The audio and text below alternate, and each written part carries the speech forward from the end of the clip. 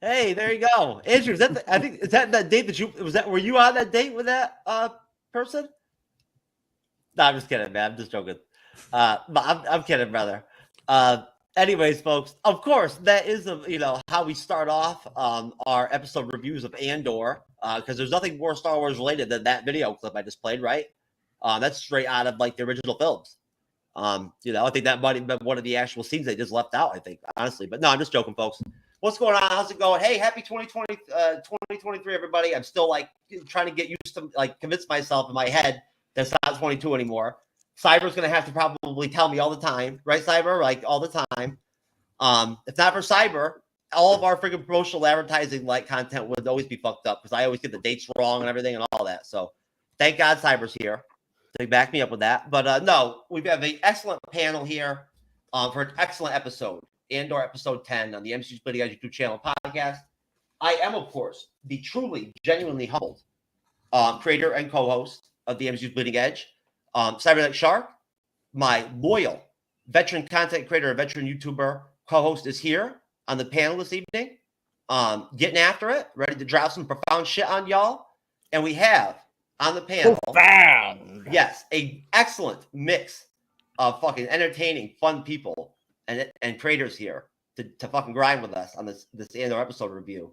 And we got Andrew back. Who the hell knows? I don't even know how long it's been. It's been like 7 months since he's been on the panel, right, Andrew? Like, it doesn't sound right. 7 months? That doesn't sound right. Cyrus didn't even know who you were when he first came out. He was like, "Who is that?" He texted me or hit me on the Facebook Messenger. He's like, "Who the fuck is that guy sitting there?" Another thing.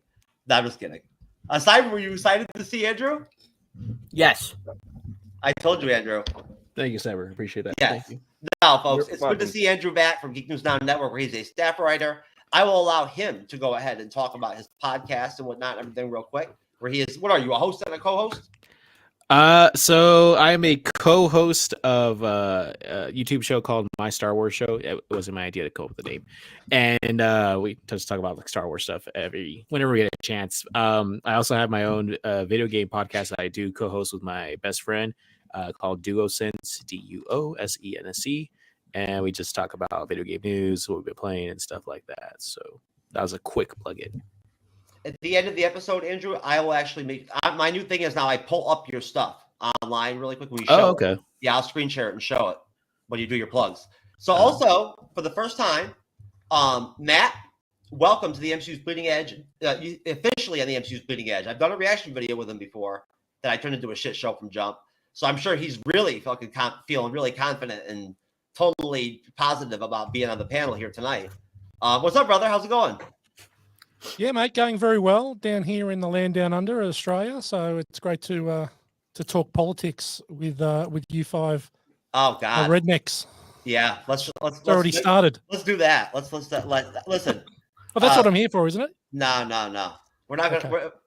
We're not. That's not this. Rednecks.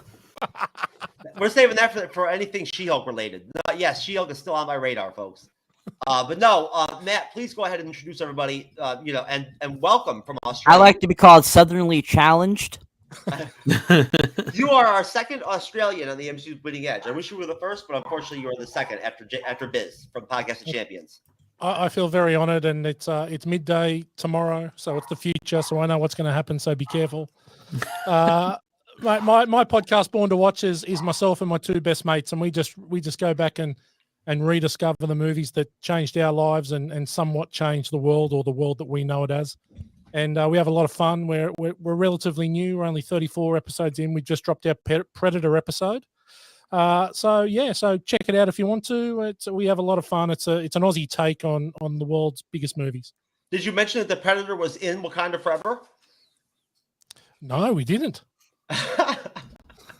You should have, man. I mean, hell, that's a serious fucking like. And Power Rangers. And Power Rangers too. What a collaboration, man. You know what I'm saying? Seriously. It gets around. I don't know how that came together, but I never knew Predator was a team player. But I guess anything's possible with Wakanda and Disney. But anyways, we got Johnny Flint back. Johnny, what's up, brother? Nothing much. Just having a good time. Can't wait to review Andor. And for those of you who don't know, my name is Johnny Fuent, and I do host a podcast, Fuent Chat with Johnny Fuent. Yes. And Johnny, are you super fucking stoked to review this episode or what? Oh, personally, my favorite episode of the series so far. All right. Well, I guess on the end of the panel, saving the best for last, of course, is the may possibly be even grimier than Jeff S, aka TrueKnowledge, regular guest Jasmine. Jasmine, my friend, how are you? I'm doing wonderful. How are you guys doing? I'm good. So you got really fucking drunk as shit on New Year's, huh? Shut up. Yeah, I did. Oh man, yeah. Jazz's boyfriend had to actually reach out to me and let me know when she missed the show the other day that she was too fucked up to come on. So hey, it's all good. That happens to everybody. No, I'm just kidding, Jazz. Yeah. I'm thinking. But no, it's good to see you, Jazz. Are you pumped for Andor to episode 10? Yes, I am. I kind of did a binge through from like episode 7 all the way through to 10. So I'm excited for this episode. Talk about it with you guys. I bet that must have been fun. It was actually. That's a hell of a freaking string of good episodes to watch one after another, man. I'll tell you right now, I'd rather watch 3 episodes of that than 3 episodes of Willow back to back to back. Sorry, I'm sorry, Cyber. I had to say it. I'm sorry. But cunt face fucking Kit just is too much for me. Unfortunately. Anyways, thank God I'm not married to her or anything. When I had a nightmare that I was married to Kit. Actually, that's what I had that nightmare. It was very intense. I did not like it.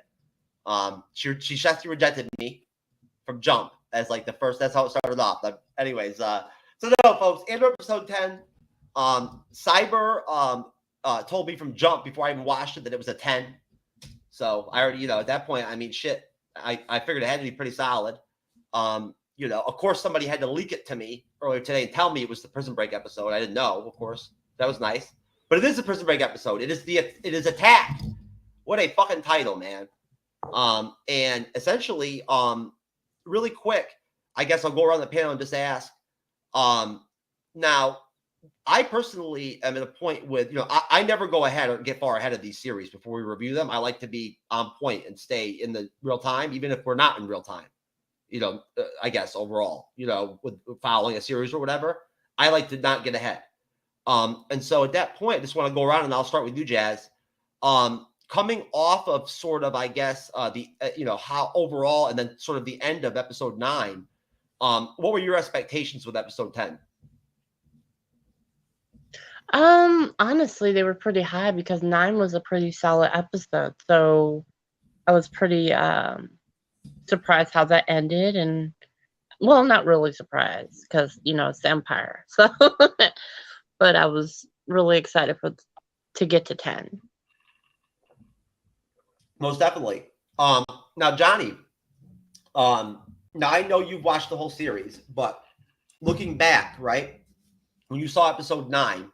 What were your expectations going into episode 10? Well, I mean, with everything that happened, with them realizing that they basically killed a bunch of people just to keep the fact of their mistake quiet, that they weren't letting people out, and the dynamic from Andy Serkis going from, I'm not telling you how many guards there are, to basically telling him, I expected episode 10 to be phenomenal, and it blew me away. All my expectations just blown out of proportions. It was brilliant. Andrew, sir, what's your take? I mean, I know you guys have been doing this week to week, Jeff. Like I'd already seen the show when you guys I think started it, and I was like, oh, they're coming up on episode 10. Like, Jeff, if ever you could pull me aside, like I have to be on this one because episode 10 is by far my favorite. This was why I didn't think about that until now. This is why, because Oh my god, I love it. Not only is this like my favorite Star Wars content of like the Disney era, like this is my favorite episode. We get like 2 phenomenal speeches. Well, thank you We have- so much, Andrew. You just basically fucked the finale for me now because I trust you 100% on this shit. So now you're basically just. It's still good. It's still good. Thanks It's a lot, still good. brother. But Go ahead. No, go ahead. Go ahead. just well, okay. Just this is such a I think a very emotionally heavy episode. I mean, like I mentioned, we have like 2 phenomenal speeches. We have like all of these things coming to a climax, and it's just phenomenal. So I can't wait to get further into detail about it. Cyber. Well, as you had mentioned before, I had mentioned to you that this was a 10. So my expectations going off of last episode, which I found okay. I didn't find it greatest, but I found it okay. I was looking for something to really bring me back into the vibe for this show. And that's what this episode did for me. Okay. Excellent. Matt. Yeah, look, I think it's definitely the most serious series to date for Star Wars. So I think it's definitely building the whole way through. And I had watched this a little while ago, but was really excited to revisit it again this morning. And this is far and away the best. It could almost be the best episode of Star Wars TV in today. Like, so it's pretty damn strong. I was pretty pumped to watch it twice this morning again. So thank you for giving me the opportunity to watch it again. I'd forgotten how good it was. Well, thank you for being so wonderful and, and taking the time to join us and whatnot and everything all the way from Australia. We really appreciate that. We do. It's usually I'm the one that always bends, so I can record people from other countries and whatnot. So it's nice to see somebody else, reciprocate. But and I'll just, want to point out that basically, I think it's interesting. I was actually on Facebook yesterday, and I think Andor is absolutely fucking awesome. I do. I think it might be the best TV series that came out. I didn't watch them all, but it might be the best thing that came out this year, TV wise. It's better than House of the Dragon. It is, to me anyway. And I love House of the Dragon, but either way, bottom line, I started to actually, sort of, I guess, try to compare or like mention this series along with the original films, and that's not fair at all. It really isn't, is it, Matt? You said it the right way. It's the best TV series, the best TV production Star Wars has done, probably, right?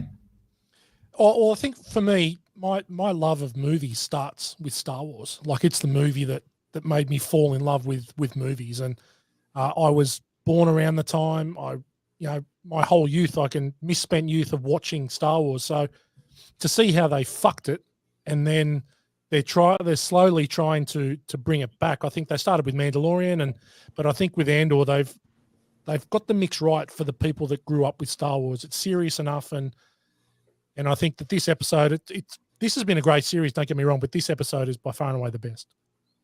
No, and The Mandalorian is a totally different kind of TV series. The vibe, the energy of it, and whatnot, the entire atmosphere of it, the entire tone of it is totally in contrast to Andor. There's no comparison. At least to me anyway. You know what I mean? The Mandalorian's more entertaining, from a Black Adam in a way, right? Whereas fucking Andor is almost like watching an HBO series, like Deadwood or something. You know what I mean? Or like fucking Sopranos or something. Something deep. The level of production and the acting and whatnot is profound. It's just fucking outstanding. But bottom line, this episode is very compact. It's very tight. And that just creates this very quiet suspense in you from jump. There's in the audience, for myself, I almost felt like I was a part of the suspense in a way, right? Like that's how quick they go right into it. And I'm really starting to actually appreciate Diego Luna more and more as the series is moving on as an actor. He's really, really good. But bottom line, the intro essentially is really quick, and it just hits you like a fucking right off the bat, right in the teeth, with just straight up suspense from jump again. But in episode 9 and going into episode 10, and I never thought to mention this last week, this facility that they're in, that, you know, where they now know after the end of episode 9 that essentially after what happened on like floor 2 or whatever, they're there forever. Like, you know what I'm saying? Like, you know, they ain't going nowhere. You know, they're there forever. And that's got to be frightening as fuck. You know what I'm saying? Like, you know, like seriously scary to be in a facility that's in the middle of the ocean or whatever the fuck, like in almost like in the Avengers, whatever the hell that, you know, prison was. The raft. The raft, you know, it's very similar, right, in a way. And so it's just, you know, I can't imagine what that must be like mentally. I tried to put myself in Kilo's shoes, right? And I was like, geez, man, that's got to be intense. To go from like thinking you're going to get let out to like you're not going nowhere. And so right from jump, you know, the announcer in the facility that you hear talking during the episodes is something that you won't pay attention that much to, but it adds something to it, to like the effect of the empire, this imperialism. You know what I'm saying? Like it's almost robotic, but it's a human being, you know, talking over an intercom. And I just thought about it for a minute when I heard it in the beginning of the episode, and I was like, wow, like this just adds this whole other element to this facility. Like, I don't know, you guys, I think, understand where I'm going with this. You know, it's just, it's like, it's almost like a, you know, a George Orwell, you know, type vibe I get off of it in a way, if that makes sense. But either way, we launch right off the bat with Cassian straight up with Kilo, and Cassian is like, yo, we have to leave tomorrow. Like, that's it. We're out. Like, we're never going to have the strength, you know, they're going to get more guards, like, you know, quickly after what they did on floor 2. They already know they're unmanned. They're undermanned, right? Like, they're afraid, you know, and he's very logical about it in his explanation to Kilo. And he basically ends up dropping on Kilo. What influences Kilo is some shit that connects right back to like episode 2, I think, was with Luthen Rail, or it might have been 3, right? Where he tells Cassian, you know, essentially something when he's that prophetic shit from the trailer, essentially, you know, wouldn't you rather, you know, fight and die and shit and whatnot than whatever crap you're doing right now? He throws some shit like that at Kilo, right? Which I thought was really interesting that they did that he mirrored something like that almost, right? And so at that point, he basically, you know, Kilo's pessimistic. He's afraid. This shit's all hitting him in one shot. It's a lot to take. But right there, he kind of chips away at Kilo more. Again, he's finally chipping away at him and whatnot, and starting and convincing him this shit's got to happen. And right there, at that point, when they come out into the full cell block, Cassian tries to tell the other inmates what's going on, what the doctor told them when their friend had the stroke and everything. And he asks Kilo for help. Kilo finally fucking steps up and just like, we aren't getting out. Right? And he's just so fucking commanding. And Andy Serkis just takes over the entire episode at that point. Like, he just runs the show. He is like the star of it to me. So, folks, you tell me, and I'll start with you, Andrew, my friend, since you are, of course, the most tenured guest on the panel on the Bleeding Edge. What do you think, man? Take as much time as you want. That introduction, how impactful is that as a setup, as like a premise for the episode? No, yeah, you're absolutely right, Jeff. I mean, this is probably like the 3rd different or 4th different podcast I've talked about ANDOR on, and just how you're talking about how they dangle the carrot, right? They dangle the carrot. It's like, okay, a few more days, right? A few more days. And then we find out that this like hope of like, as long as you do what you're supposed to, you'll get out of here. Like, it's just an illusion, right? And that's so terrifying in a way that like something, you know, cartoonish like the Death Star or something, you know, something like that. I mean, I'm not saying genocide isn't a scary thing, but like I'm sure you already talked about it, but like how he gets like arrested on the beach, right? Like all of these things, like we're seeing the Empire not being like, you know, goofy, like how they usually are in the movies. And they're like a legitimate everyday kind of threat. How corrupt the system is, where they can just, you know, let somebody go and then just reshuffle them back in the system, like whatever that is. Like, it just, the realization that you're like basically hopeless, right? And it's just, that's awful.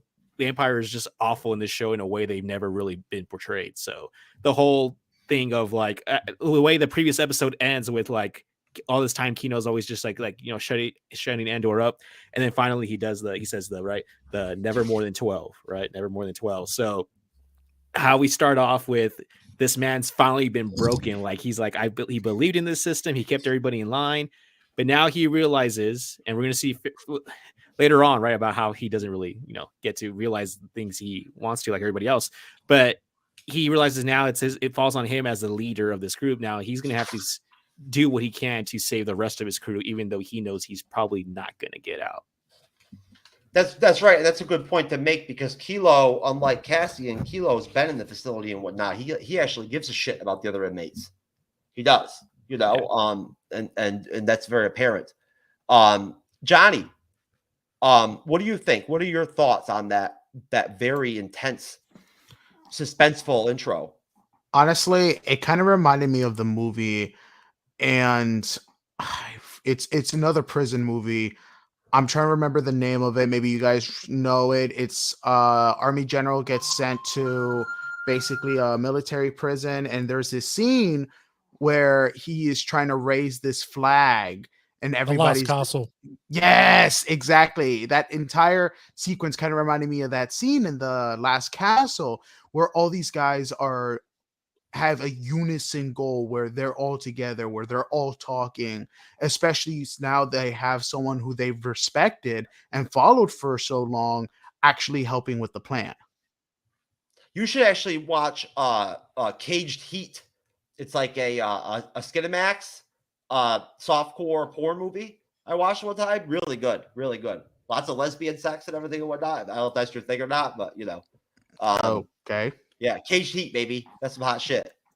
Not at Andor level, as far as the seriousness of it and whatnot. There's no like any circus performances in it, but still interesting though, entertaining.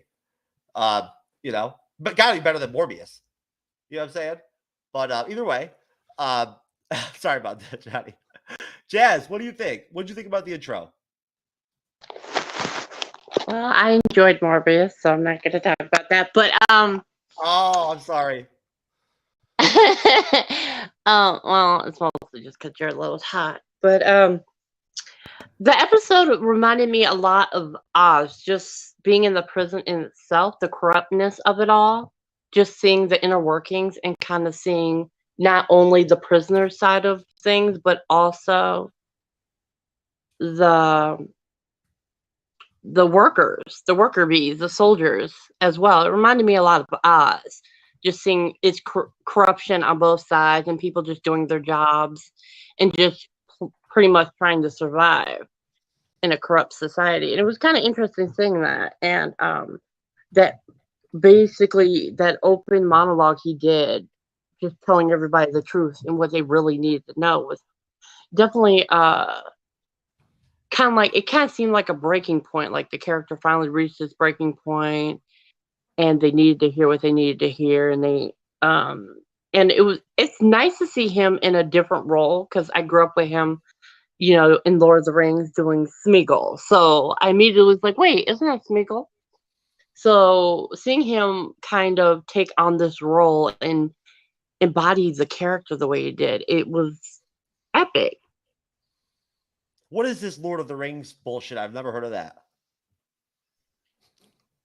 Ha ha ha. Anyways, I'm sorry. Cyber, what are your thoughts, sir? All right, so we're talking about the beginning of the episode. Yes. Yes. Okay. Right to the point where Kilo and Cassian go into the full cell block, and Kilo kind of finally comes full circle and joins in. Okay.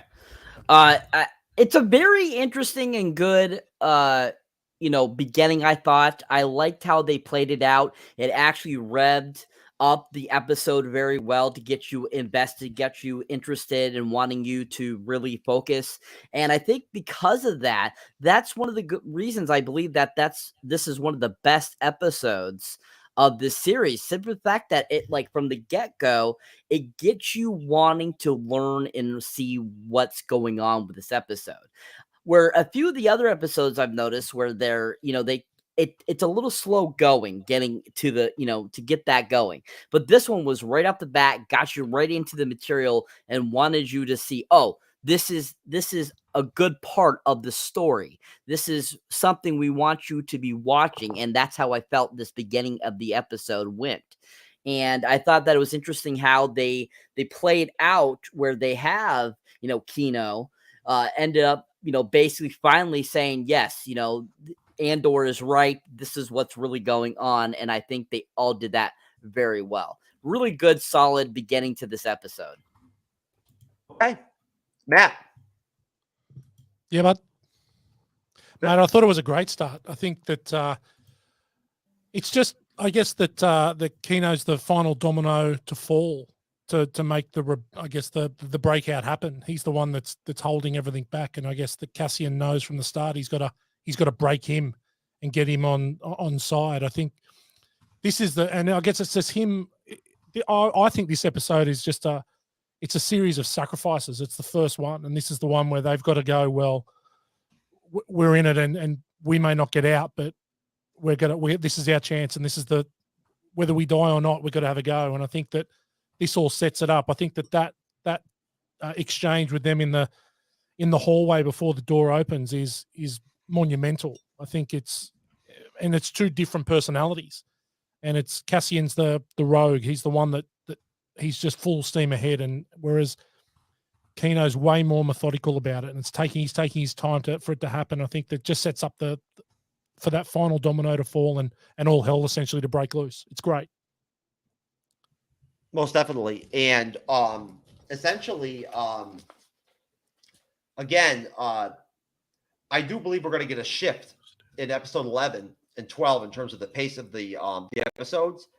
But what they basically get when Jazz mentioned having watched the episode 7, 8, 9, and 10 back to back, it just made me think of the fact that we've been watching them do the same structure with the episodes where they've structured them where we've been jumping from scene to scene to scene, from segment to segment to segment at a couple of minutes at a clip, right?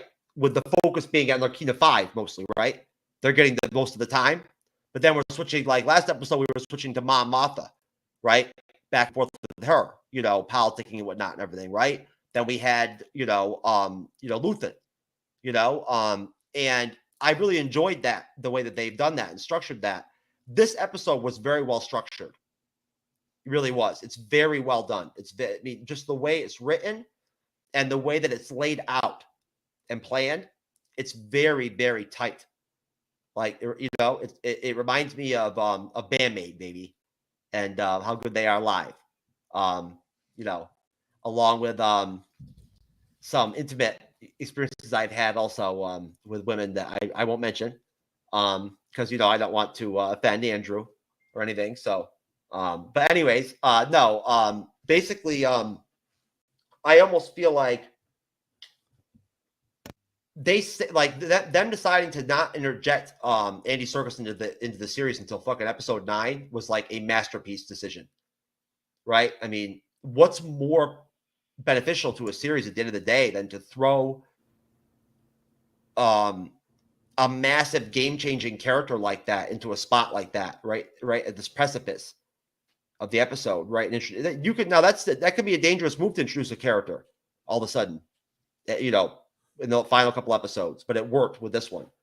And I really feel like it almost reinvigorated me a little bit with this. Not that I needed it, but from there, things just jump off. And it's the same type of deal where we have the split scenes where we're jumping from different groups of people and different situations. The Empire, we get some stuff with the Empire, but very little of it this episode. We don't get much of the the Security Bureau or anything like that, really. Deidre's not really in the episode at all. I think just in the beginning. And that's basically what we see after, essentially, Kilo makes it clear to the rest of their block that, they're not leaving and he's all in for the escape. We then go to the Security Bureau, who are coming up episode 9, of course, where, they capture Rebel pilot. And, at that point where, we have Lonnie, who we find out, of course, is he's ISB, but he's also a spy, right? And he's essentially, squealing, leaking information to the rebels, to Luthen. And this will flush out, of course, across the episode. It reaches crescendo, I guess. But basically, the Empire captured a rebel pilot, using an Imperial unit. And at that point, coming up episode 9, I believe it's Deidre, and that ends up essentially having suggested to her by Lonnie that the Empire examine the captured rebel ship to get intel or to get information from it or whatever. And of course, in the meantime, he's actually, he's a spy. So he's feeding information back to the rebellion. So it's kind of a smokescreen, what he's doing with Deidre, right? Now, at that point, coming right off of that, again, it's a very short scene. We see the head of the bureau, I forget his name. Partagas. Yes. Isn't it Major? Yeah, Partagas. Yeah, or something, Captain or Major Partagas or something like that. I just know it's his name. I don't remember. Yeah. His official Thank you. No, I appreciate that. So we go right back to Karina 5. Kilo's all in now. He wants to fucking survive. You can see that in his face. Like, he wants to fucking survive. And at that point, they go onto the assembly line, right? Having told their pod or whatever you want to call it, their unit, their shift or whatever, what's going down. So they're all on board, essentially. They know now, too. They believe Kilo. They don't know about Cassian, but they know Kilo. Kilo is integral to the whole thing. He really is. And Cassian knows that. He knows that without Kilo, the escape's not going to go down. And at that point, the suspense is just like, again, it's fucking like, it's so just, it's an interesting type, it's like a soft suspense. But either way, they launch right into things at that point. Well, not right there. We see, actually, we see Cinta, I believe, at that point. Is that Belle's girlfriend's name? Yeah. Cinta? Yep. Yeah, we see Cinta. And essentially, I believe, when we see Cinta, I think it's her. She's just basically, and Andrew, you can help me out with this if you want. She's keeping tabs on Andor's mom, basically. Oh yeah, Marba. Yeah. Or Maeve. Yeah. That's what. Marba, Yeah, that's what she's doing. Yeah, because essentially, right? Like I don't know for sure, but her and Belle, if they have to, right, they'll kill Cassian if they have to for the rebellion, or if they have to kill Maeve or whatever, whatnot, they will. Well, I don't remember if it's episode 9 or where they meet together. Yeah. Okay, and then she talks about basically how they had to type loose ends with Andor. That was episode 8. Yes. Oh, okay. There you go. So we see Cinta. It's a very quick episode, monitoring, Maeve. And then we go into Mom Martha with Tay. I love that scene. Yes, me too. And I love Mom Martha. The actress that plays Mom Martha is fucking outstanding. Mm-hmm. Mm-hmm. I forget her name. It is, I believe it's like a Irish name. It is let's see, Genevieve O'Reilly. What a beautiful name. That's very apt for a beautiful woman. She's elegantly attractive and pretty, I think. But no, she's commanding on screen. She really is. I honestly, I'm not sure. She may be overall might be one of the best actors in the series, in my opinion.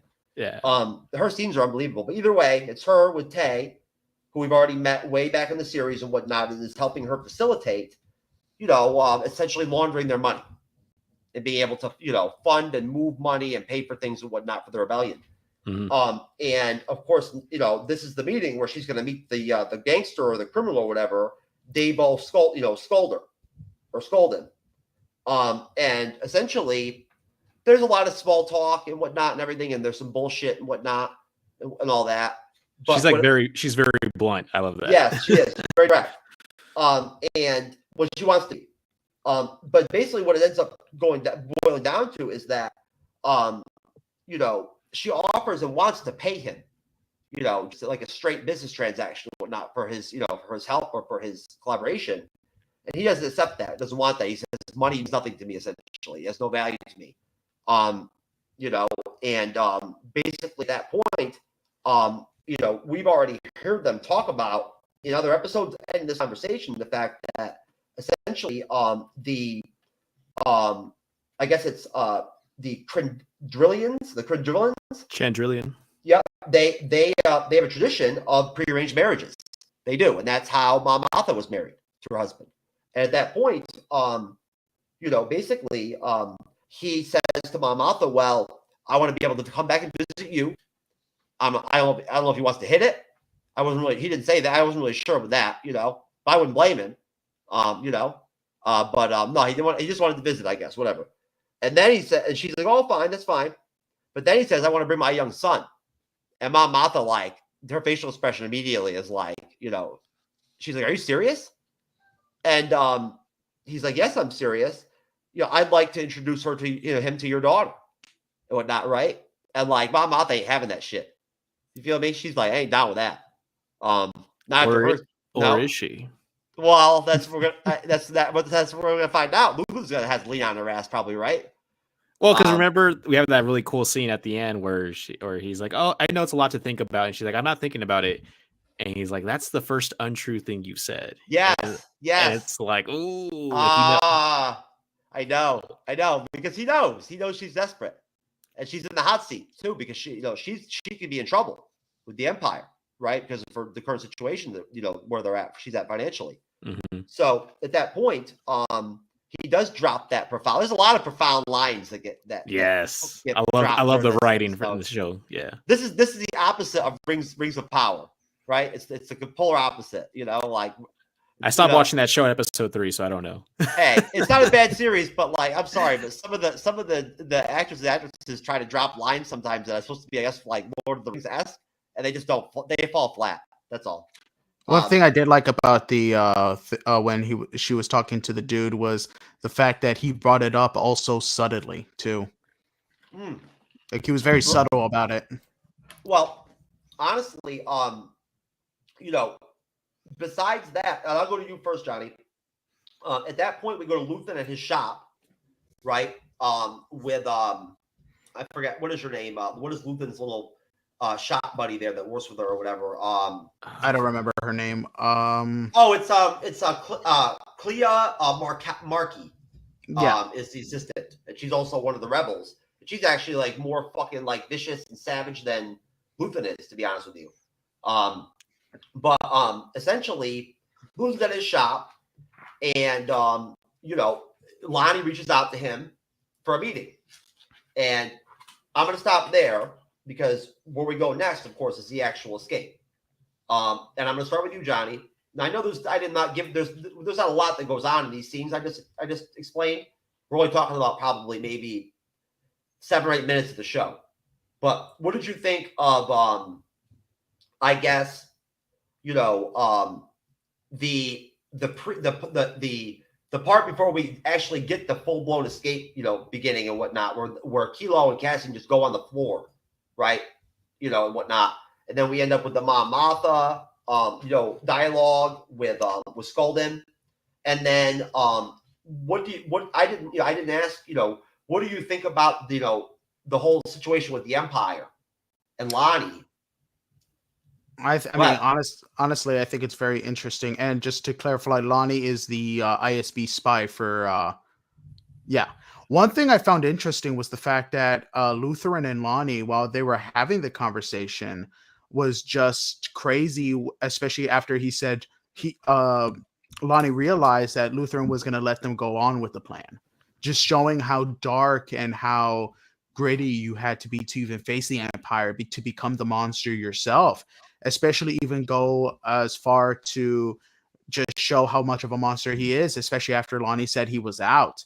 And when it came to Mon Martha, I found it very interesting to see exactly how she was similar in Lutheran, to see the depths she would go, to the fact where he mentioned the tradition and brought up her son to the point where she didn't throw out that idea, that whole, oh, like, I'm not thinking about it thing was like a farce, or like something that she hated herself after he said that's the first untrue thing you said. Because honestly, with the one thing she was worried about with all these new policies, all these new laws and securities putting into place, especially after the whole heist a couple of episodes ago, Adani was the fact that all of this was ended up crippling a lot of people, especially her, since she was able to take out money, and now the Empire was going to have 400,000 credits that was missing and not accounted for, that she's going to have to make up one way or another. So it was very interesting to see how monstrous you would have to become to kind of fight monsters themselves. I want to kind of say it kind of reminded me of I want to say kind of like, oh, what's that spy movie? It had Matt Damon in it, and he played... you're stealing my thunder. Born Identity. Not even Born Identity. It was like Shepherd or something. He played like a spy or like The like Good a Shepherd. You're talking about The Matt Good Damon. Shepherd. Yeah. Matt Damon, yes, The Good Shepherd. It kind of reminded me of The Good Shepherd. Like, to become the monster, especially if you remember at the end of The Good Shepherd, he killed the fiance because of supposedly being a spy. It kind of reminded me of that. Okay. Well, you know what?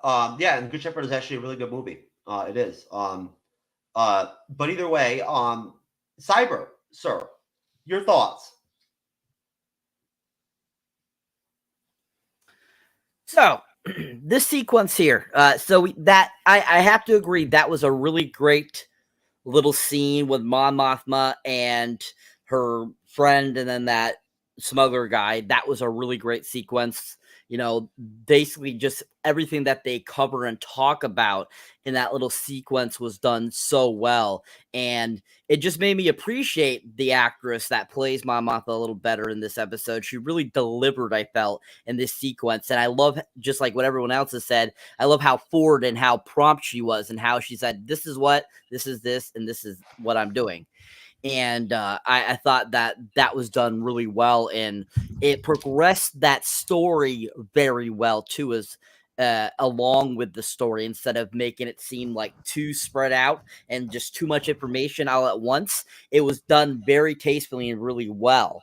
And then, you know, just bringing that into, you know, going to the Luthen sequence, that was done really well too. I mean, I think that Luthen's best sequence is at the end of the episode, but this was a really solid little sequence too, with his shop, like duo lady that he works with and stuff like that. And it was just kind of a basic, you know, kind of scene setting up where Luthen was going next in this episode. And I thought they did that well too as well. So I thought they did a really good job with these sequences, made them really entertaining. And at the same time, it didn't seem like it dragged the episode at all and what seemed like filler at all. It was really, they were both all done very well. Most definitely. And, you know, I'd like to also just point out really quick that essentially, you know, overall, the series is structured very well. We've reviewed a lot of, Andrew, you've been with us, Jasmine, you've been with us and whatnot. You know, we reviewed a lot of Disney Plus Marvel stuff, right? Episode by episode. And we've complained before in the past during certain series about the flow of them from episode to episode, right? That sometimes there'd be slow periods or whatnot, or like, you know, you'd have the energy kind of just like be up and down. You know what I mean? You know, there'd be the lack of consistency at times. In this series, it almost feels like they almost have everything timed out perfectly or laid out perfectly. Again, I mentioned the word structure a lot with this because I think it's very well structured and very well planned. It's very well written, and it's very well orchestrated and planned in terms of episode to episode, what they give us. There's not very many wasted scenes, are there really, at the end of the day, Matt, right? I mean, are there really? I mean... Mate, this episode's 43 minutes, and it feels like it goes for 7 minutes. Like it rocks from start to finish, and there's no fat on the bone. It's all meat, and everything's necessary. I think this scene here with Mon Mothma, it reminded me. It's funny that Johnny said that the Good Shepherd, but I think it reminded me of that scene in The Bourne Identity where Matt Damon kills Clive Owen, and Clive Owen, the last thing Clive Owen says to him is, "Look at what they make you give." And I think that, she knows she's going to have to give up her daughter. If this is her sacrifice, she knows that this is what she's going to have to do. And then it's you want to fight with the big dogs, you got to become the big dog. And I think that this scene, I think, really spells this out more than any other scene, where that, even though she's essentially top of the tree of the rebellion, no, she's probably have to give up the most. She's going to have to give up blood. She's going to have to give up her daughter to see this through. And I think it only goes for 3 or 4 minutes, but it's powerful. It's probably the most powerful scene in the show. Oh, not only that, but it didn't even end up having to be Luthen to lean on her. It ended up being her own friend. Yep. That hooks her up with this fucking guy, right? That she knows and whatnot. I thought it had to be Luthen. That he either ended up having to kill her. You know what I'm saying? Because he couldn't trust her. You know what I mean? Or who? I didn't know what to think. That I figured it had to be Luthen that would bring her on board or set her right. And Luthen didn't have to get involved. Or maybe he did. Who knows? They're all fighting their own battles, aren't they? Like it's all for the greater good, and each person doesn't know what they're doing to make this rebellion come together. And I think that's the special part that, Luthen's fighting his own battle that Mon Mothma doesn't know about. Cassian's doing his bit that no one knows about. And I think that this is, I guess, how a rebellion comes together, that so many moving pieces, but it's the greater good at the end that they're fighting for. And it just shows at the end, I guess we'll get to the end, but it shows how dark they've got to be to see it through, really. No. And that's what I think the first season's all about, is delivering us that by the end.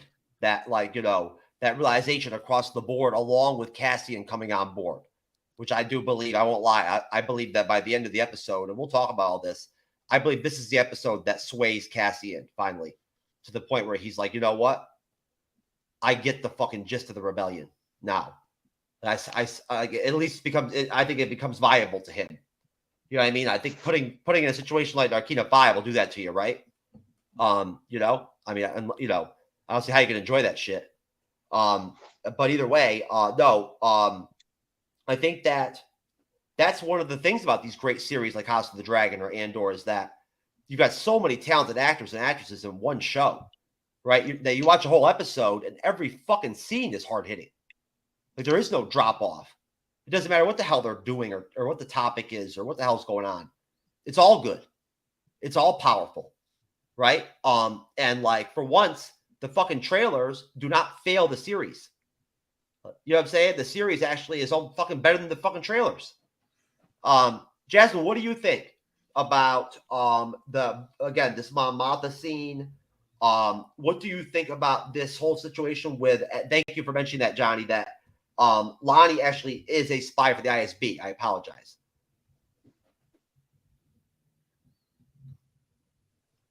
Honestly, I think that they did a really good job at relaying emotion, especially between the characters outside of the jail. Just kind of displaying the struggle they're dealing with, especially with her deteriorating mental stability. Okay. Are you talking about Mon Mothma? Yeah. Okay. It was just kind of cool seeing how she's still thinking about the rebellion and checking to make sure that things are running smoothly, even though her timing may be off or she's kind of messing up the rebellion in the process because of what she's doing. But it's kind of like she's got Alzheimer's in a way. That's kind of my opinion. You think she has Alzheimer's? That's what it was kind of giving me, like, because she keeps doing it not at night when like security's low, and they keep saying she did it again, instead of like she normally does it at nighttime, but instead she's might be thinking that day is night. What the fuck are you even talking about at this point? Okay, so if you pay attention to when the guards actually show up and say that they caught her snooping again. Who? The lady. Are we talking about a different series?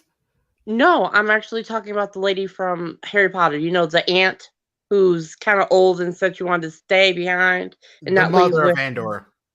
Yeah, Oh, that's what I'm Marvel. talking about. 'Cause you kind of, you okay. kind of skipped that part a little bit. That's why I'm like, Oh, I'm sorry, my bad. Oh, you're talking about Maeve. yeah. So I was just saying that the character, the part that you kind of Oh, skipped over. yeah. Uh, No, I'm sorry about that, Jazz. You're right. You're referring to episode 9 when we do see her sick and everything and whatnot and everything, and she's yeah, having trouble breathing and all that. yeah, and I kind of like seeing that, and I kind of wish they would have brought that into episode 10 a little bit to kind of see what else happened to said character, because I wasn't quite sure what happened to her at the end of 9. Nothing. So it would have. What we see in that one scene with the doctor is that's it. Yeah, I would have liked to them to further it. Did she die? Because I wasn't quite sure what happened personally. So that's why I kind of wish they would have explained a little bit more in 10 when dealing with all that was going on in the episode. That's what I was trying to say. I understand now. I do. And no, she's not dead. Because I mean, she still hasn't dropped her prophetic line from the trailer yet. I forget what it is. That's how a reckoning starts, or how a reckoning begins, or something like that. Mm-hmm. Yeah. Anyways, Wait, no, she says that like in the first 2 episodes, Jeff. Oh, she already said that? When she says that's the sound of what reckoning coming or whatever, right? Oh, my bad. I apologize. When they're banging the pot, the metal thing throughout the town. I don't know if you remember that. Oh yeah, I do remember that. Okay, she said that then. Yeah. Oh well. Yeah, I was saying that I wish they would have been a more elaborate with it in episode 10, so that I could get a little bit more information about what was going on over on that front, because they spent a lot on the jail scene in itself.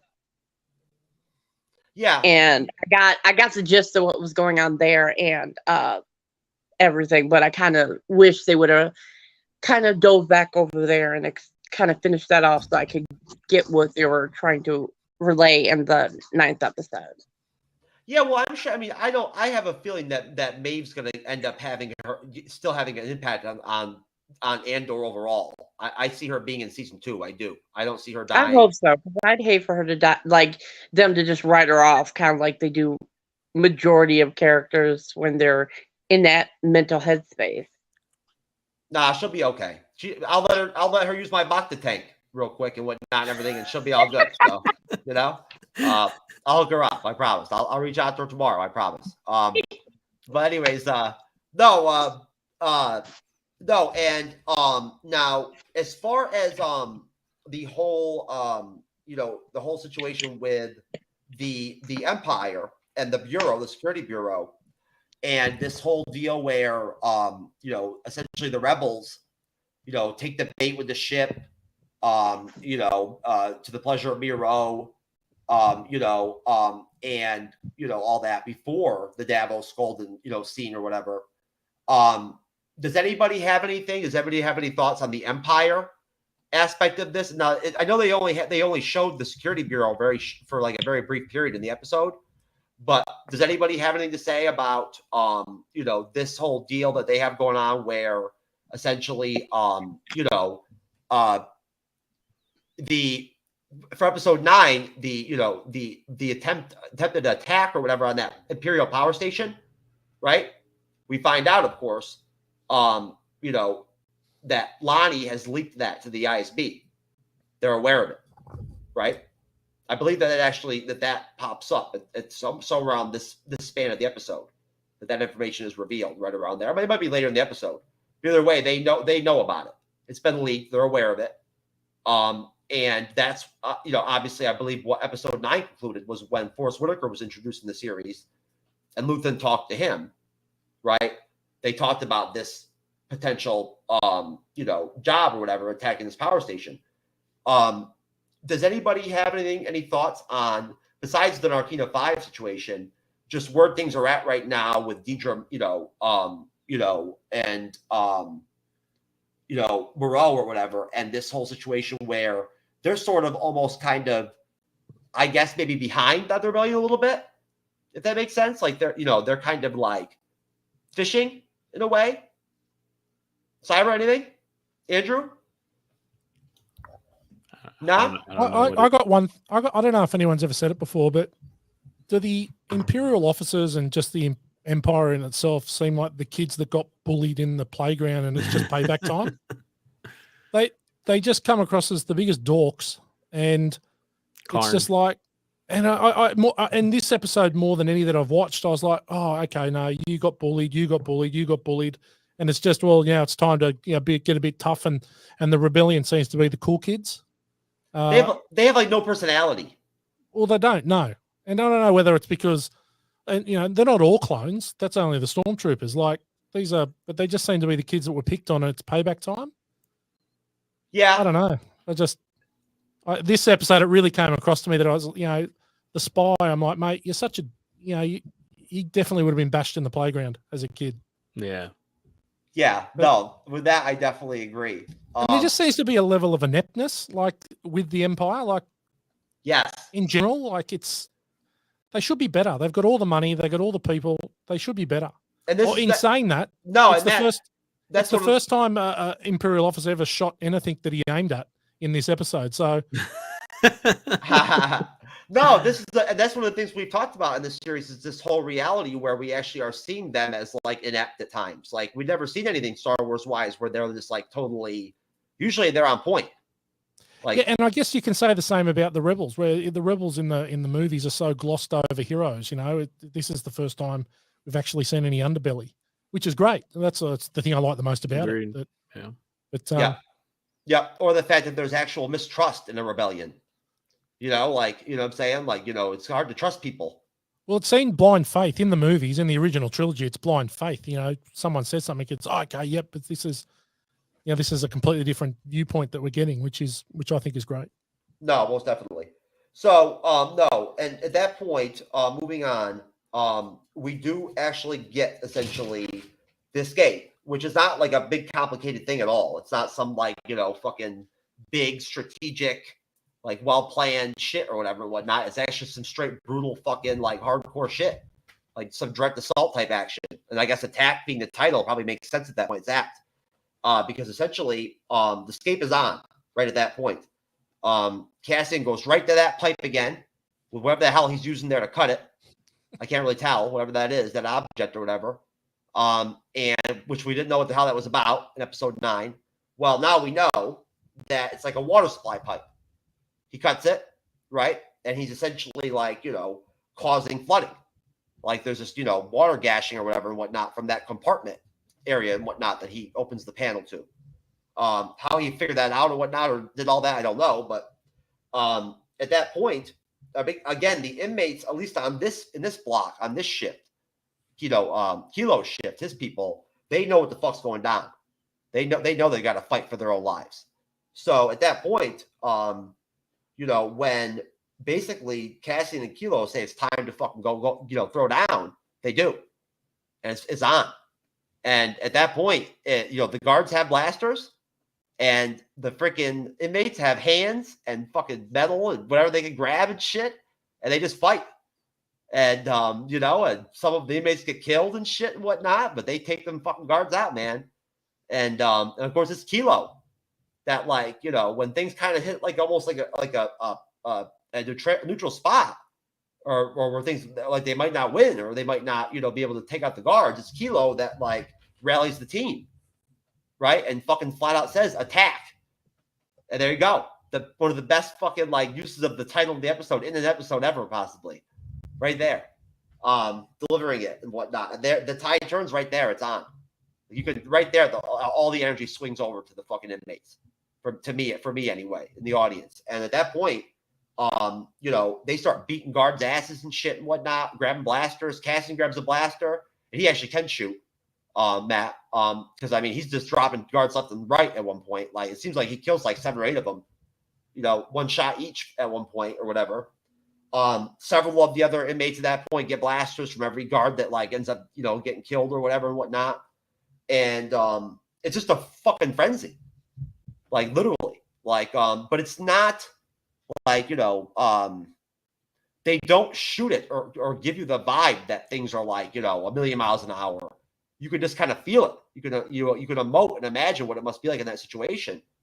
And at that point, basically they start kind of going, I guess you could say shift to shift or block to block, or like to, each manufacturing floor. Yes. To actually free, eat all the different inmates, of course, which I doubt was Cassian's plan or whatever. Maybe it was, who knows?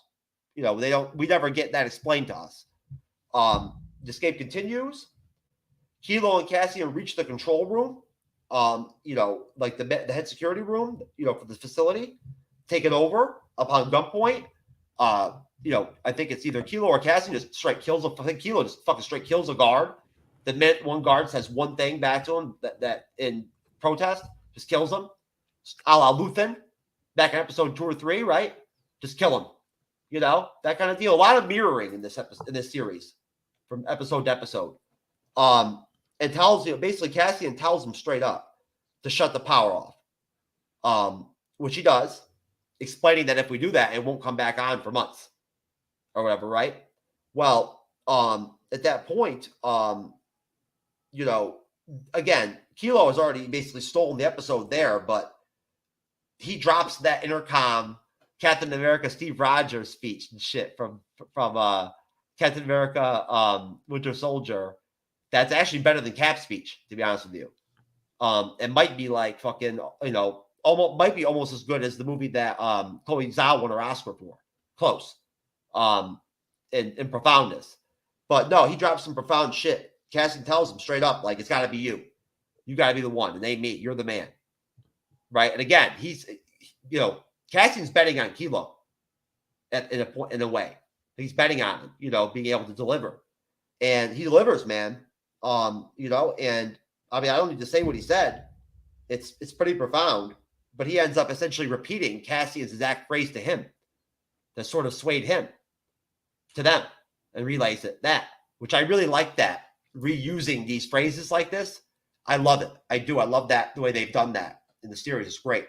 So, what do you think, guys? I'll start with you, Jazz. That whole, what we're talking about right now is probably literally, I'd say, almost half the episode what I just dropped.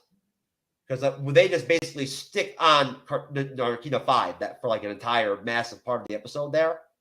So what do you think, Jazz? What are your thoughts on the whole scope of that whole escape? Honestly, I thought that escape was excellently planned and executed, because the way that they stealthily just kind of made sure that they got the water pumping and breaking through and distracting the security guards and making sure that everybody looked like they were manning their stations was really well done. I actually thought they were going to fuck up at some point during it, kind of like when they were trying to keep the old guy from episode 9 standing up straight, and he kept kind of stroking out on that.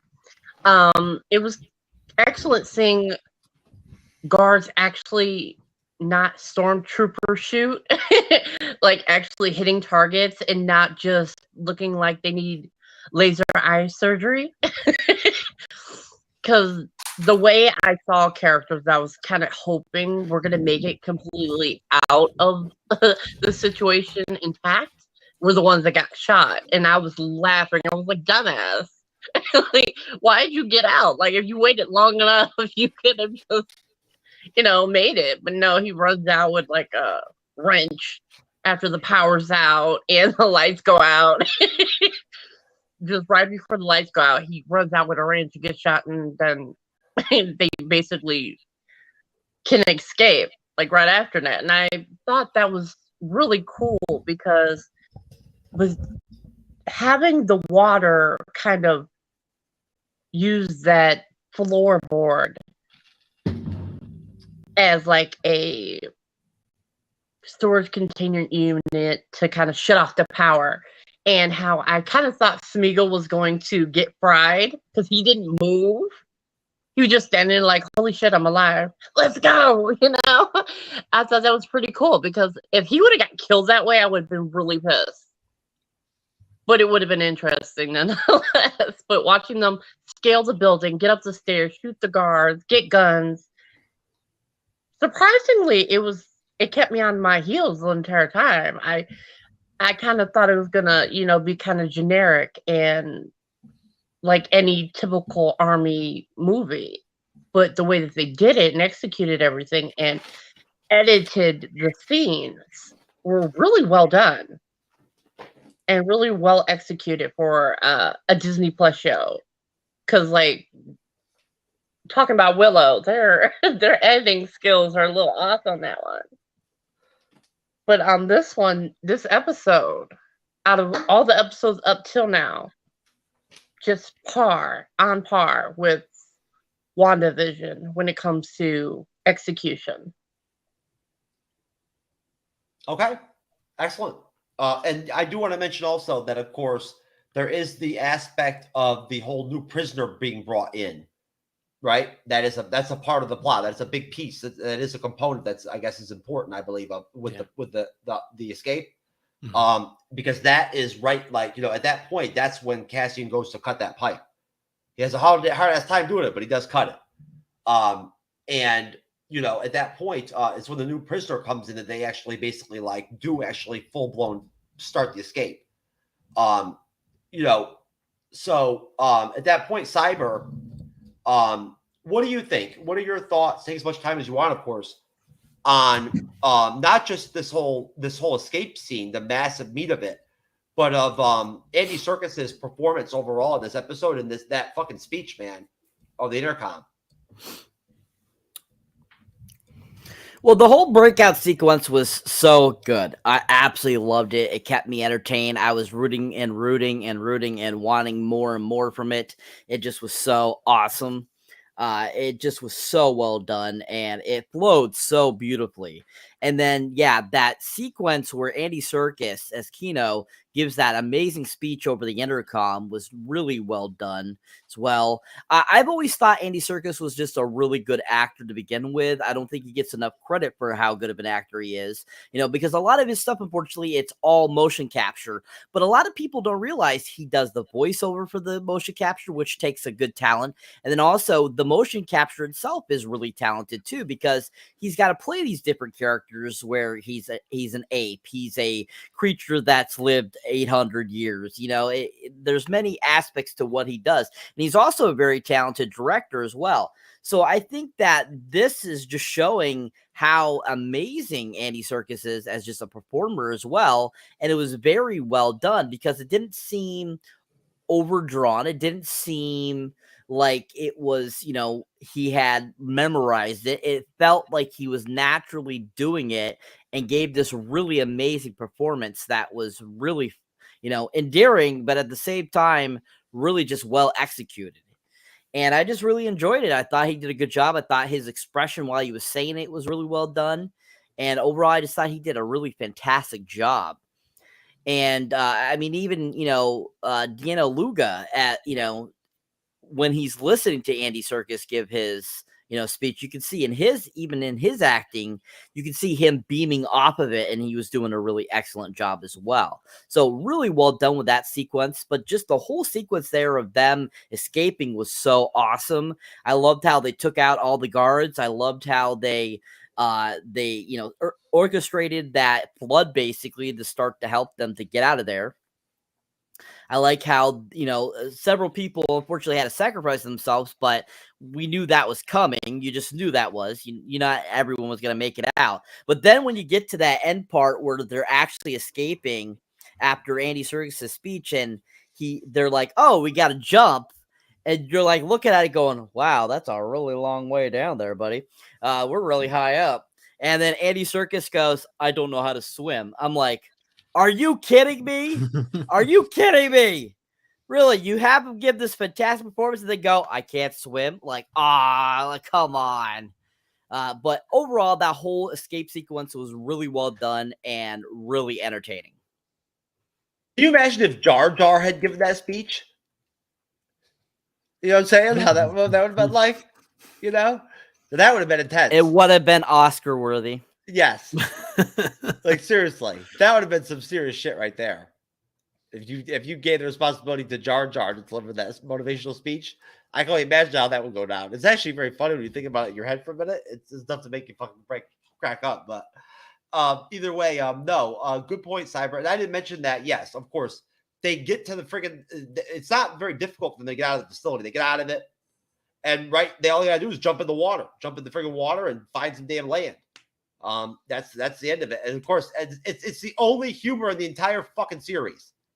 Right? Seriously. It's the first fucking like semi joke in the series when fucking Kilo was like, I can't swim. Like, motherfucker, I just led the rebellion and shit against my own will. Like, I just found out about it 5 minutes ago and did it and whatnot, led it and shit. Now I can't even leave. You know what I'm saying? But hey, for me personally, I think he probably figured out how to swim. That's just my feeling. But Johnny, what are your thoughts, my friend? And then also, I do want to mention also that now there is a serious contrast, if you think about it, with the Mom Martha situation and her dynamic that she's put in her scene, and the brutality and the savagery and this full-on fucking fight for life aspect of the escape. There's a contrast there, a connection there that's deep if you think about it. But go ahead, In Johnny. what way? Well, think about it. The pressure, right, that they're under during the escape, that Kilo's under, and that's a good point that Cyber made, is how well Andy Serkis portrays it, right? What he's dealing with on his face, his facial expressions, the fact that he just all of a sudden fucking out of nowhere has to escape from this fucking facility. No planning, nothing. Like, no thinking about it, just go. He's got to trust Cassian too, right? Cassian's got to trust him. He's got to trust Cassian. It's that simple. Trust is an important aspect of this entire series. What does that have to do with Mom Martha? What has to do with Mom Martha is that, think about the situation with Mom Martha. She's got to give up her own daughter, her bitch daughter, who's kind of like an asshole, like cunt face Kit from Willow. They're very similar. She's an asshole anyway, really, so I wouldn't care personally. But she has to give up her own daughter, right, to a situation that she's completely fucking unhappy in her situation to begin with already. The same situation, the arranged marriage with her husband is a joke to her. Like, they don't even like each other, right? They don't even have sex probably. You know what I'm saying? Like, that's the relationship. It's fake. It's like, it's a prop. And realistically, at that point, she doesn't want that for her own fucking daughter, even if she's an asshole, right? So she's under pressure. You know what I mean? To deliver. They swore an oath to the rebellion. They all did. Like Luthen says to Lonnie, right? You swore an oath. Well, she swore an oath, and at that point, she's direct, and she's not the type to fucking walk away. She's not a deserter, so she's under pressure, right? She doesn't know what to do in a way. Like, she's under pressure, and at the same time, it is a brutal, savage fucking thing to just give up your own fucking daughter to marriage to just a fucking random dude as a business arrangement, right? Like, that shit's fucking ruthless, man.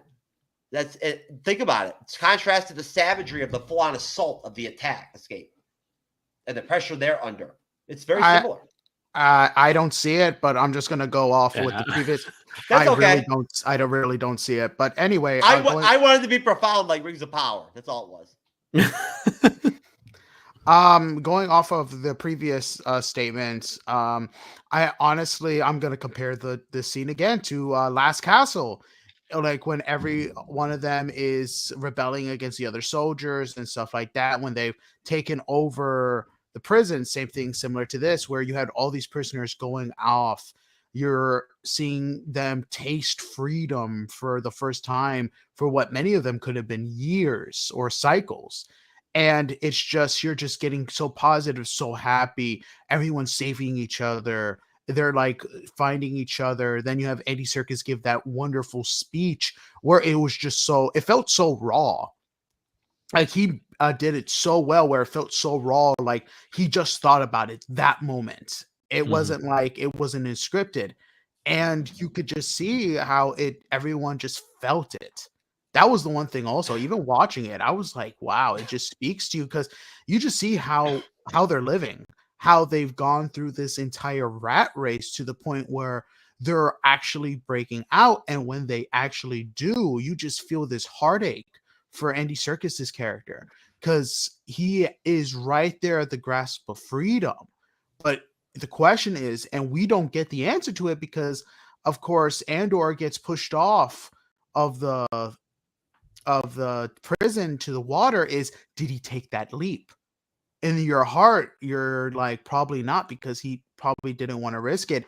And you could see Andor was actually going to attempt to grab him and try to get him over, was either going to tell him, hey, I'm going to make sure you're able to get to shore. But he was pushed out before that could happen.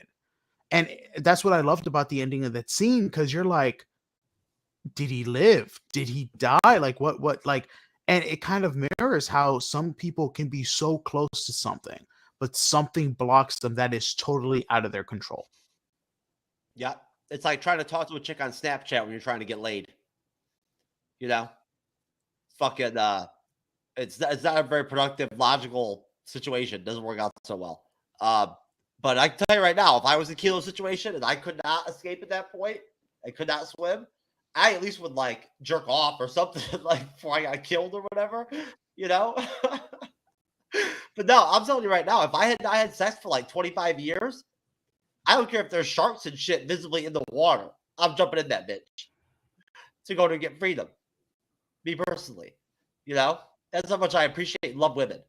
You know, that I would swim with sharks for them and whatnot. But anyways, Matt, what's your take on the escape? And you know, do you think Kilo made it? Did he fucking jump in?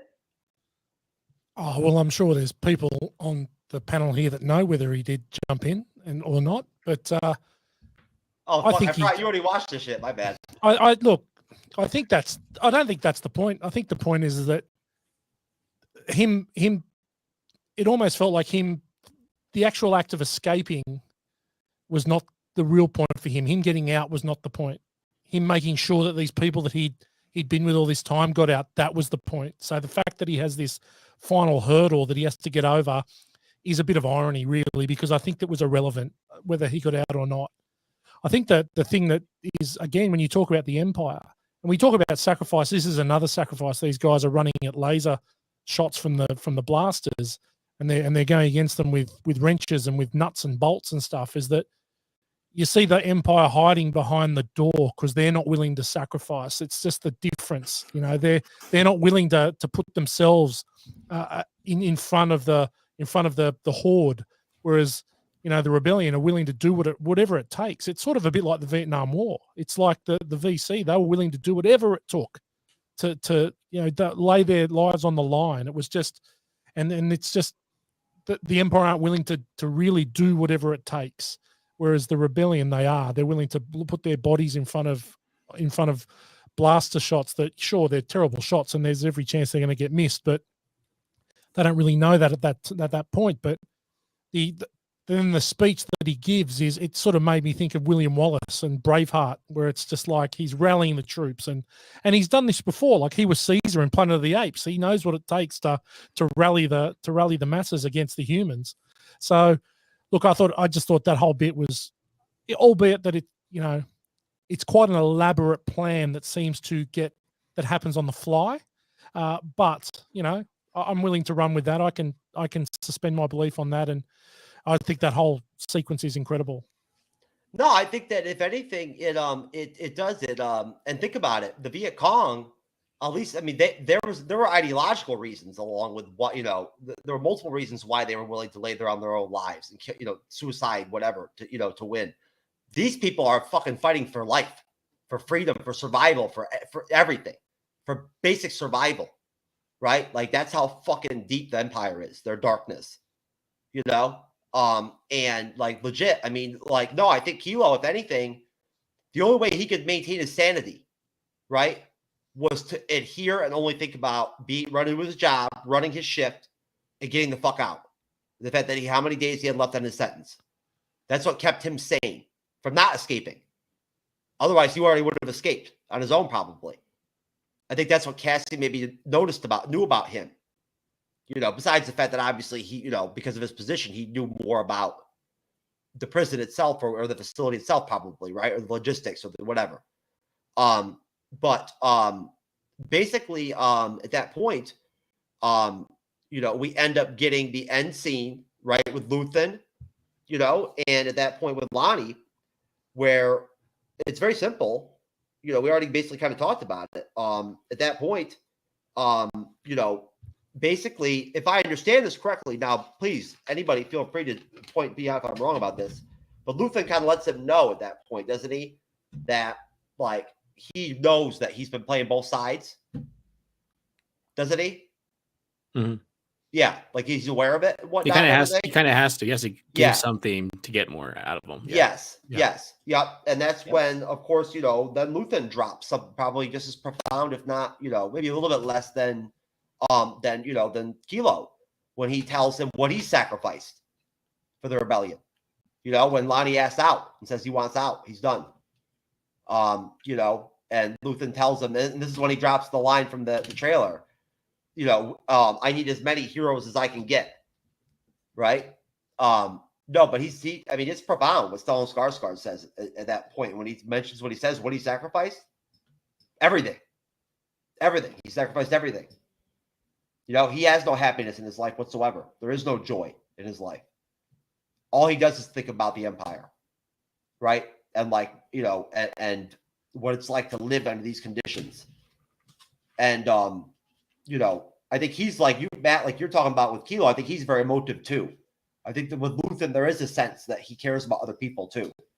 Although he doesn't talk about it, maybe there is a sense within him as a leader that he cares about other people in a way that, like, not to Mon Mothma's level, right? But you get what I'm saying. And rebellions need leaders, right? Like they need them. There has to be leaders. And so for Kilo to have to just step in and be one out of nowhere like that, like he did during the escape, is fucking amazing. I can't even imagine the pressure you must be under in that situation. What it must be like mentally to be in that spot, under that stress and that pressure. But basically, Luthen wraps up, the episode before the inmates reach shore. Right at the end, right? They find an island or something or whatever. They find some kind of land. They reach shore. He drops that classic line and explains to him what he sacrificed. He threatens Luthen. He mentions Luthen's daughter. He's like, he kind Lonnie's of daughter. Lonnie's daughter. He mentions Lonnie's daughter. How nice it must be to have such a nice young daughter and everything and whatnot and everything, and kind of threatens him and scares him and shit and whatnot. Luthen is fucking getting he's turning bloodthirsty and shit as the series is going on. And it's just very gritty in a light way. So at that point, basically, we see the inmates, whatever. I think it said in one of the articles I read that like over 1,000 of the inmates get out, essentially. That's how many end up making it out. I don't know how many were in the facility altogether. But Cassian mentions in the episode that whatever they're building or whatever they're doing in the facility or making is important to the Empire, right? He does mention that. We've been mentioning that we think this might be the Death Star being built, right? And this is the first time anybody's, one of the actual characters has said like, hey, this seems important to the Empire. It makes you wonder how many of these Narkina 5s there are, in a way, right? These facilities across the span of the universe. Who knows? But either way, I'll start with you, Jasmine. Ladies first. And then I'll go to you, Andrew. What do you think of Luthen? Rael, and the scene with Lonnie, and sort of like his progression or evolution or devolution or whatever you want to call it, to where he's like coming to the realization in a way that he's got to become more bloodthirsty, compromise himself. And he drops that profound kind of almost like speech on Lonnie about what he's given up. And then seeing, the fact that some of the inmates did reach land. They didn't just like end up in the ocean like forever. Well, honestly, it was definitely something interesting seeing that he had to become more ruthless as a character, because it seemed like he was trying to be a pacifist, that his he was kind of using threats vocally, but he wasn't executing them himself. And him like kind of giving me this Terminator Big Brother vibe when he got the guy in the elevator. Because as soon as the elevator doors opened and he was there, I was like, oh shit, this is about to get real. Because he was like, so why are we here? Like it was pretty gangster. I was like, oh, are we gonna shoot him in this elevator? Are we about to go fuck them kids? Who can she about to be an orphan type situation what I was getting. Because him thinking that he could just leave, it's war. You pick a side, regardless of if you aren't with him, you're in the ground, it seemed like. And it was kind of cool. And for a progression for a character that seems so sidelined, like he preferred to organize situations, not be the dictator of outcomes. And watching him just go from the store manager to this, I was like, oh, I like it. I see he cut his hair. They did it. I liked it, honestly. With this show, the writing is spectacular, especially with each individual character. They're giving each one of them enough screen time to develop their characters. And that's something that Disney Plus, with some of their shows, lack. And they're doing a wonderful job with this series. And when it comes to them getting the shore, I only saw 2. So I was like, are there like monsters in that ocean or something? Like, did some of them get eaten? It's possible. This is Star Wars universe, so there could be some fucking monsters in there.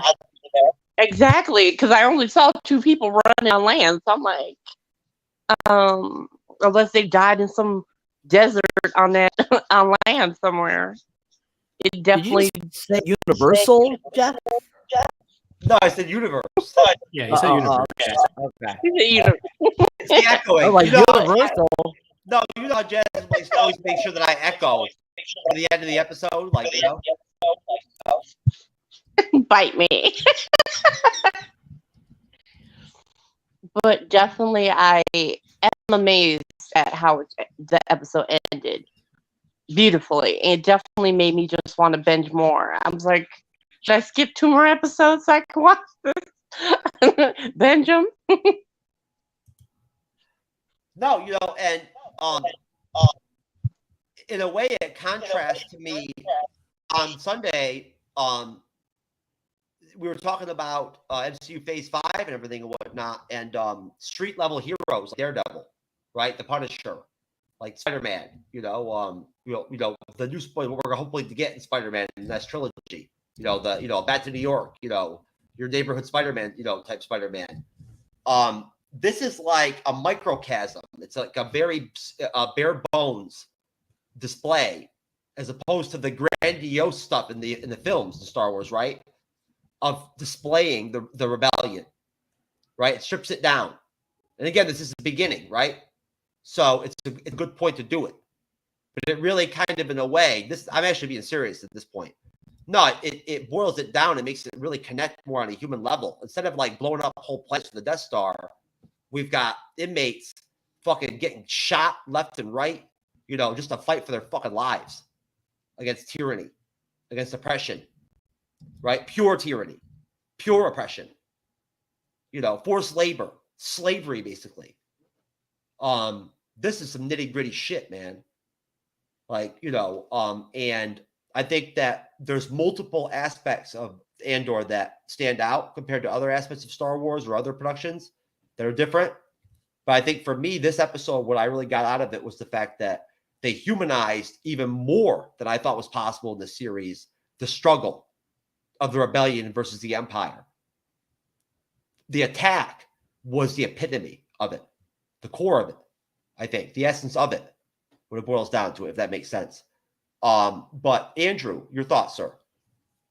I mean, we can't even talk about the whole Luthen thing without like. If you'll permit me, Jeff, I have like the speech right here, and I feel like it's necessary. Go ahead, drop it. No, just when Lonnie just asked him like I wish we could have Jar Jar do it, but go ahead.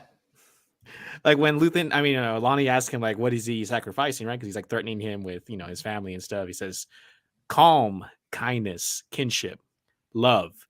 I've given up all chance at inner peace. I've made my mind a sunless space. I share my dreams with ghosts. I wake up every day to an equation I wrote 15 years ago from which there's only one conclusion. I'm damned for what I do. My anger, my ego, my unwillingness to yield, my eagerness to fight. They've set me on a path from which there is no escape. I yearn to be a savior against injustice without contemplating the cost, and by the time I looked down, there was no longer any ground beneath my feet. What is my sacrifice? I'm condemned to use the tools of my enemy to defeat them. I burn my decency for someone else's future. I burn my life to make a sunrise that I know I'll never see. And the ego that started this fight will never have a mirror or an audience or the light of gratitude. So what do I sacrifice? Everything. Like, Jesus Christ. Like, Yeah. Tony Gilroy's writing with like, I know some people feel like it's kind of like a little too Shakespeare-y. I can kind of get that, but like, man, like the whole, like him saying like, when I burn my life to make a sunrise I'll never see, like chef's kiss. Like, you can't give Skellen Skarsgård She-Hulk fucking writing. No, I guess you could not, right? You can't. But like how he kind of talks about, because like, I mean, spoilers, like we don't know who Luthen in Rogue One. We don't know Luthen in the movies. Like he really is someone who's like, he has like this, he if he wanted to, he could just live this posh antiques dealer like life. He doesn't need to put it on the line. And just because he's not like, a ground, troop or whatever, or like on the feet, on the, the front lines, like he says here, like he knows he's going to basically just be forgotten. Like everything he does is not for himself, but for like the future of, the galaxy, basically, right? If he wanted to, he could just do whatever he wanted and just live the good life. But here he is, like doing all these things, putting himself in like these weird situations. I think at this point, you guys, let's see, I don't want to spoil anything. Okay, you guys haven't got to that point. Never mind. I'm not gonna say anything. But like, just all the flowery writing about how he has to use, like we talked about how he's getting darker, right? He says he has to use the weapons of his enemy, right? Yeah. If the Empire's gonna play dirty, then he has to get even dirtier. I mean, we go back to the part where Mon Mothma comes to him after the Aldhani heist and says, like, "Are you responsible for this?" She's like, things are gonna be even worse now. He says, "Good, right? Good, because that's what's gonna take to get people off of like the benches, right? To get involved in the fight. They have to deal with all this dark stuff going on. So he has no problem sacrificing Krieger and those 50 guys on the ship or whatever, if that's what it takes to win, right? If he has to do that in order to keep Lonnie, so they don't suspect that Lonnie, right? He says, good. Like, let them feel safe. Let them know, like, let them feel like, oh, they got these 50 guys. Like, there's no leaks, right? He's being strategic. He knows, like he says, I know, like, I'm damned, right? He knows, like, there's no redemption for him as a person morally. All of this stuff he's doing is strategic chess, kind of thinking ahead and knowing what he has to do to get the Empire where he wants them, right? So, like, I think where we are with the movies, right? Where we start with A New Hope and like the rebellion, it's like a glamorous thing. It's so like, oh, for the Force be with you, and it's all, everyone's a hero. It's all good stuff. But like, we have Mon Mothma, we have Luthen, you have all these people setting the stage. Andrew, it internalizes on an individual scale and level the psychological aspects of what it's like to be in the rebellion and fight this fight, right? And we've never got that before that I can really think of. Yeah, I mean, you're already way past it, but thinking of like Nemec, who, like, he has like his whole like socialist kind of, he's like a Jacobin with his like manifesto, right? We have like all these people who he dies, obviously, like dies pretty quickly, right? But like we have all these people who are setting up the I guess you could say the seeds of what the rebellion's going to be, but like it's not glamorous. It's not meant to be like a romanticized version of the rebellion. Like, it is gritty. There's people who are doing Luthen, if it wasn't for our knowledge of Luthen, like, he is a villain. The things he does are villainous things. The only reason we don't see him as a villain is because we know he's part of the rebellion, and we know where the rebellion is going to end up with in A New Hope and all that stuff, right? Otherwise, like, like people who fail these rebellions are always villainized later on in history, right? So Luthen is probably he's like my favorite character in this whole. He's like tied with Mon Mothma. Those two right there. Like it's not even about Andor for me. It's really just Mon Mothma and Luthen. So, but yeah, there you go. There you go. All right, Matt. Yeah, there's not really much more to say, but I think that Luthen, that speech at the end with Luthen, it's the final sacrifice, as we said. Like everyone has made a sacrifice along the way, and he's, by threatening the kids, he's sacrificing his humanity. He's giving in. He's becoming what he hates the most in order for the greater good. And I think that, it's funny because you talk about that he'll die and no one will know his name, and we don't know who he is. Like you get to A New Hope and his name is never spoken. And I know it's because it's obviously revisionist history, but it's he's right. You will never know. No one will ever speak his name because same as Andor, and they die before anything happens, and they set the tone for what becomes the greater rebellion. And I think that powerful speech, I'm glad you read that, because it's until you hear it, I guess you get lost in the moment when you're watching it, but when you hear someone else actually read the words, it becomes a bit more, you hear it a bit clearer. And I think that you're right. The writing is second to none. It's full of metaphors. It's so brilliant. And he the fact that we don't know who he is he's this hidden guy, that he's obviously the force behind it, is amazing. I think it's such a great end to the episode that obviously then for the next two, we find out how much further he's willing to go.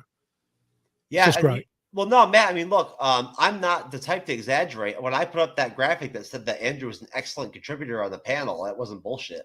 You know what I'm saying? Thank you, that's sweet of you, man. Thank you. I mean, that. Even if he is reading other people's words. I purposely don't tell other creators how fucking great fucking Andrew is as a guest and whatnot, just so they don't know. Yeah. You know what I'm saying? It's sabotaging me for his own. I'm serious. Thank you, Jeff. Yeah. But no, Johnny, what are your thoughts, my friend? And Johnny, what do you think of the aspects of the fact that this is, again, like, everybody's already highlighted, sort of along with Luthen's speech, sort of the beginning of the rebellion, right? Going into Rogue One, it's a prequel, right? And these are the origins almost, I guess. Yeah, definitely. I definitely agree with that. I mean, honestly, like you were saying, Lutheran would definitely be a villain, but because of what we know about him, he's definitely more of an anti-hero and stuff like that. One thing that kind of reminds me of his speech of him not knowing, he's not going to be remembered and stuff like that. For some reason, it kind of reminded me of Oppenheimer's words, "For I am the merchant of death. I have become death." Yeah. I have become death. And you can just see the dynamic between the two. Like he was willing to sacrifice 50 men just to keep the rebellion quiet. So like he has already become the monster. He has already made that transformation. And I'm hoping we learn a little more about his history. I mean, where did Lutheran come from? What planet is he from? And exactly what was this thing that set him off from the Empire? Because you've seen it. We've seen his ship. It's not one of those things like The Mandalorian or Luke's ship where everything is kind of straightforward. It kind of reminds me of what is Han Solo's best friend? Not Chewbacca, the dude from the planet. Oh shit. Lando.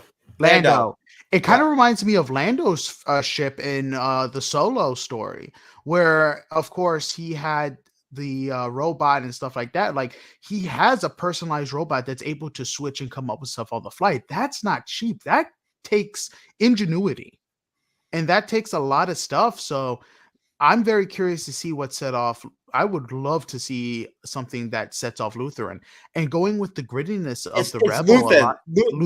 Lutheran is a religion. Lutheran. There you go. So basically just seeing, because one thing I'll say about what I love about the show, it's like showing how gritty it is. It's honestly what Rebels, the TV show, should have been. Because up to this point, everything, of course, besides Rogue One, was, oh my God, we're saving the Empire. Empire is doing this. And well, maybe until Thrawn was introduced, then it got good. But still, it's honestly, we've never seen the grittiness of the Empire, seen the what it took to take this entire down without a Jedi, without plot armor, without everything else. Yeah, honestly, it was really good. One of the best spy stuff. Kind of reminds me, I'm watching like a Jason Bourne type movie, or even like one of those early James Bond movies or Skyfall. Like, there's so many interconnecting stuff to this entire story. Yeah, there's sci-fi, right? There's a lot of good stuff. There's a lot of different tropes, and like for me, it hits my sweet spot. I love sci-fi and espionage and like everything that Johnny just mentioned. You know, the Good Shepherd, right? That sort of like, you know, paranoia, political paranoia, like slash, you know, like it, like that's why, I mean, I know it's weird, but like that's why I've said before, I get the same vibes of like Captain America Winter Soldier sometimes with Andor, if that makes sense in a way. There's lots of stuff I can relate it to. But Cyber, my friend, of course I saved the best for last. What are your thoughts, my friend? And what do you think? How do you, you know, no, I'll save it. I'll ask everybody as our final question, but you go ahead, Cyber. What are your thoughts? So, like I was saying before, the end of this episode is probably my favorite, and I think Luthen's best speech. Now you're calling him fucking series. Lutheran too? Come on, Yep, now. I am. Yep. I will call him Lutheran if I want to, sir. Okay, you're the co-host. Go ahead. Anyways, so Luthen's speech was magnificent. Really well done, really profound, and just I totally understood him. Like, you know, when the other guy asked him, you know, what have you given up? And I'm just kind of thinking to myself before he even starts talking, and I'm like, I'm sure Luthen has given up way more than you have to give up, sir, because he is in the middle of this. He's dead in the middle. He's the forefront here. And so when he finally started going into the speech and he started listing off the things, I was just like, yes. And I'm like cheering on, you know, Stellan Skarsgård, keep going, bro, keep going. And he just was like, he just kept going, and it was just so awesome. And he just did a fantastic job. I think this, like I said, I think this is his best performance of the series so far. And I just loved how he gave it to him. He gave the most profound speech that was just so well done and so good. Overall, just a really fantastic, you know, little piece of the ending there. And I mean, how the episode ends, you know, like how people have mentioned, you know, like we only saw 2 people get out of the ocean after they jumped off the thing. You're like, yeah, did they get eaten by monsters or something? Yeah, I mean, it is the Star Wars universe, like, you know, Jeff said, you know, so there could have been some sort of, you know, creature monster in there. I mean, remember in episode 1 when they showed all the different creatures eating each other while Obi-Wan and Qui-Gon and Jar Jar are going through the Gungan city.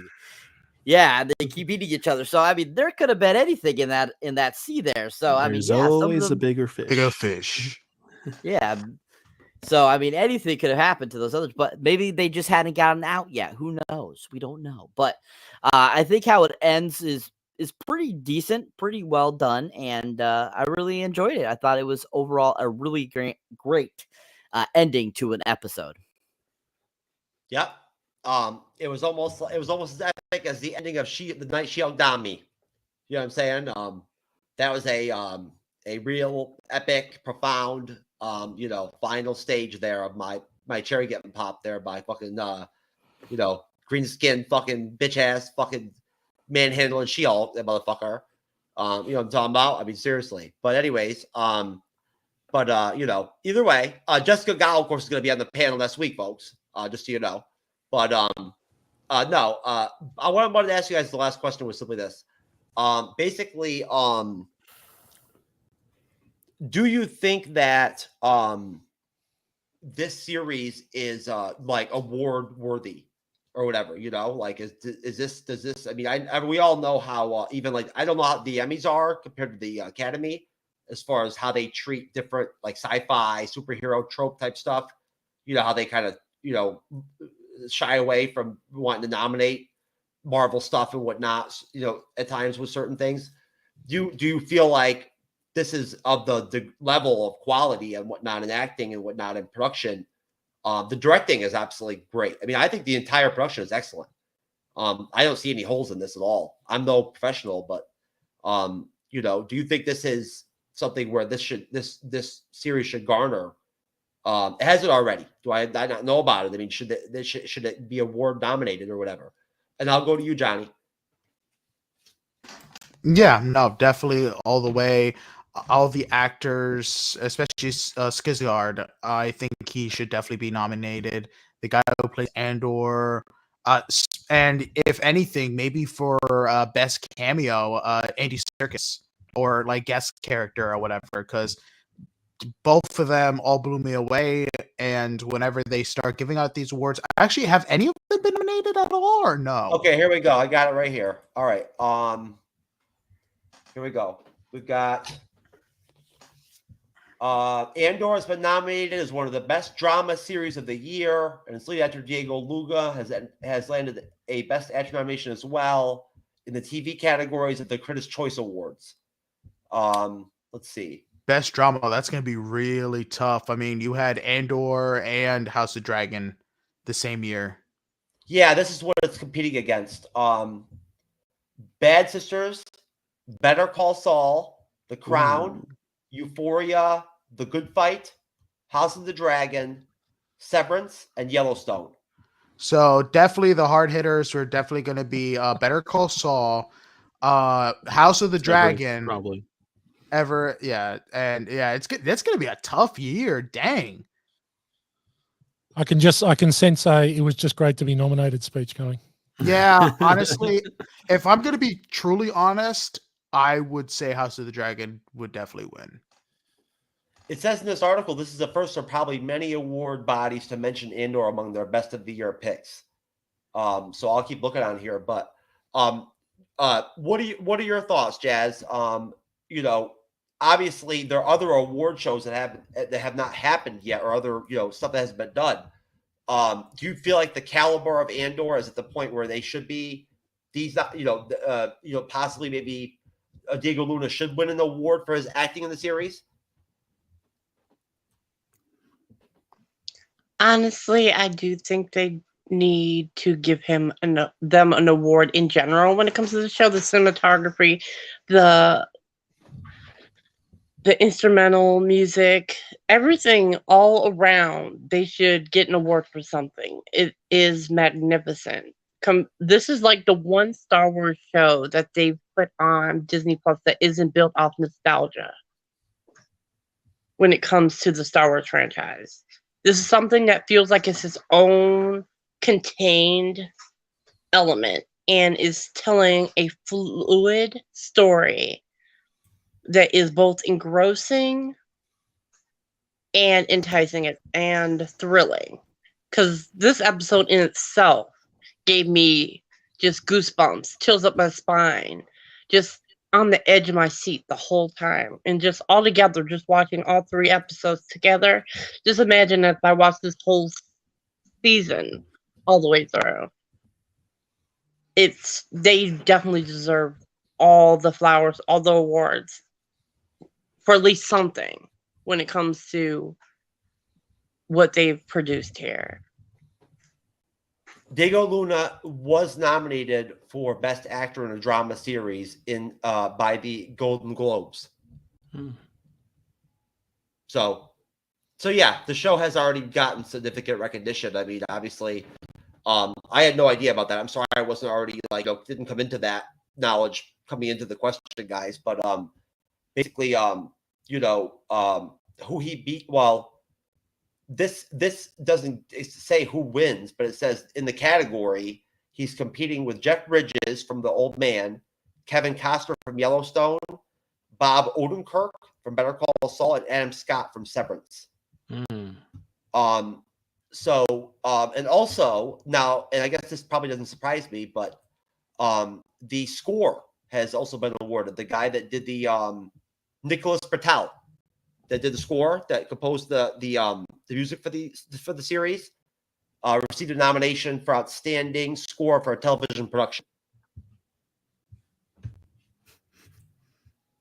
by, let's see. Cyber and I were actually just talking about the soundtrack for Andor, the music for Andor. Blah, blah, blah. The annual nomination for the Annual Society of Composers and Lyricists Awards. All right, whatever. Who gives a shit?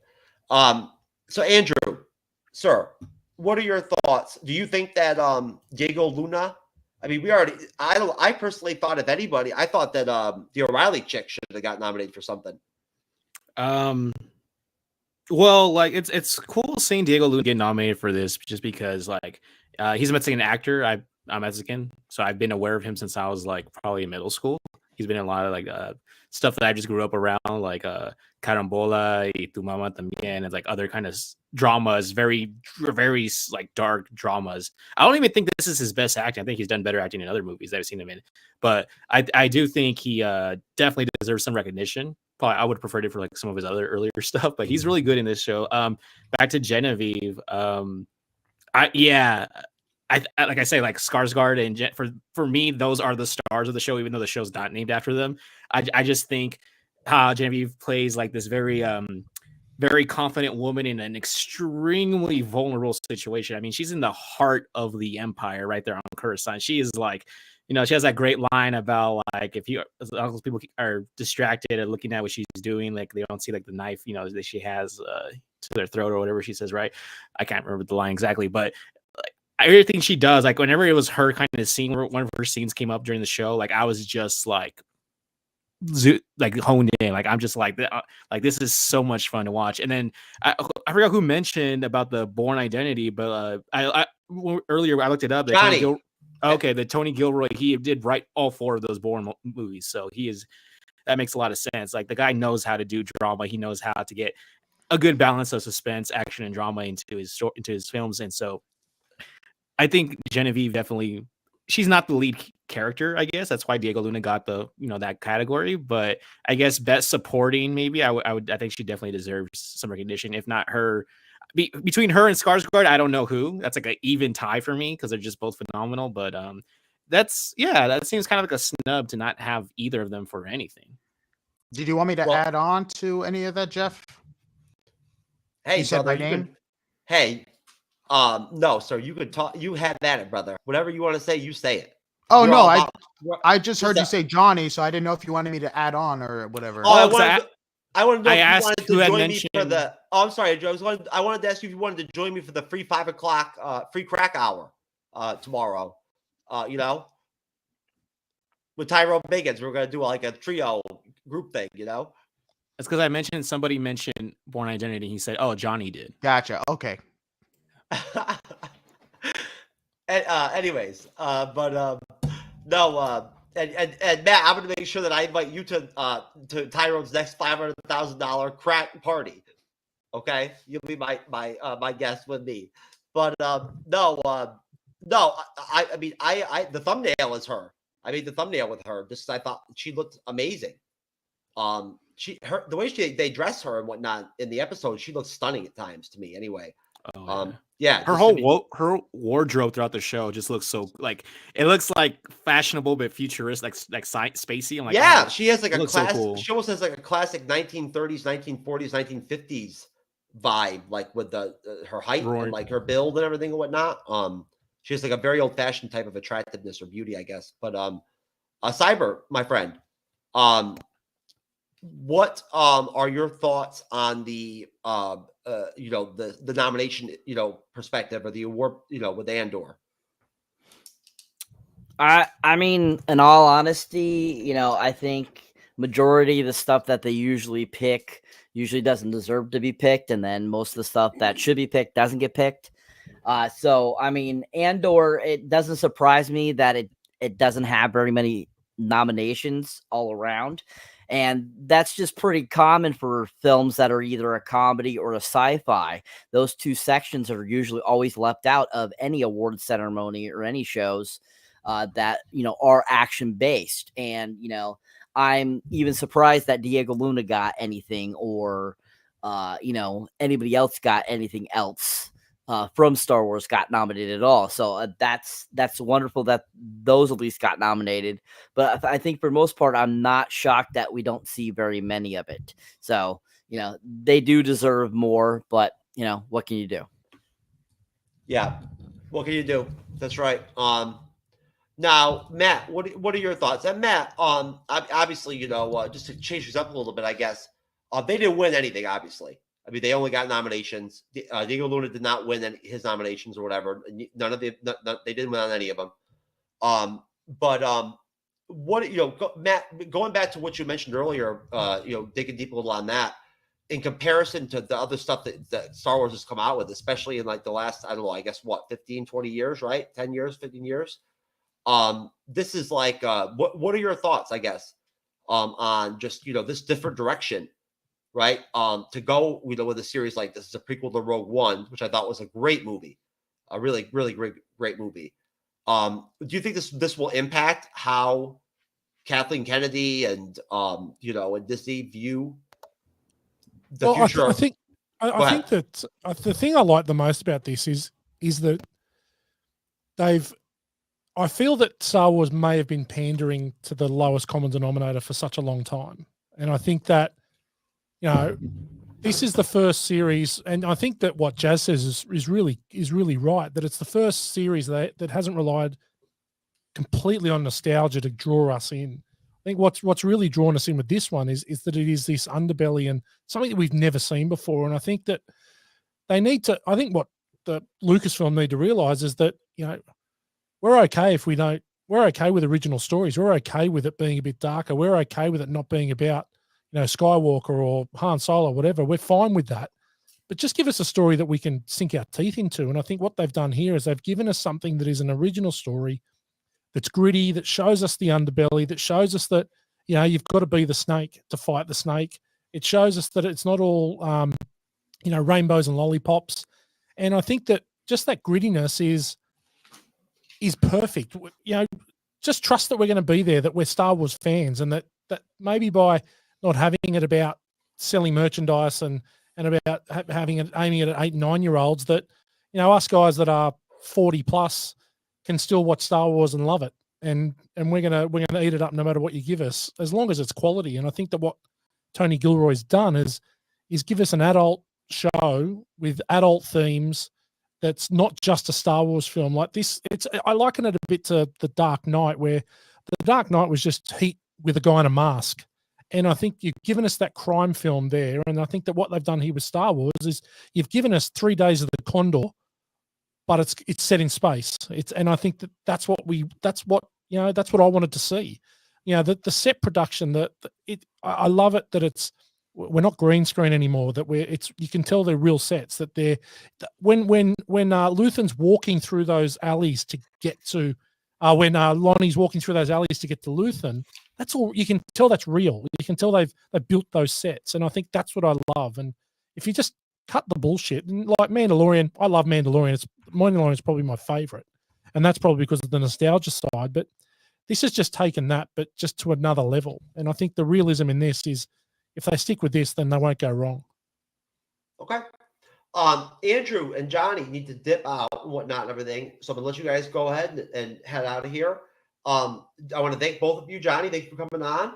Andrew, thank you for coming on. And real quick, go ahead and have at it. Johnny, you can go first, and then Andrew after him.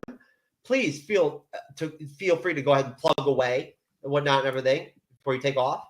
And real quick, Johnny, what can I pull up real quick for you so I can show some of your content? You can just pull up Spotify, and that was Jasmine. That wasn't Andrew. But I mean, if you want Andrew to leave, I'm gonna stop you. My bad. No, my bad. I was responding to them two saying goodbye in the chat. So I said, okay, we'll see you guys later. I apologize. Yeah, what can I tell you? Ever since she all fucking down me, I'm just all over the place.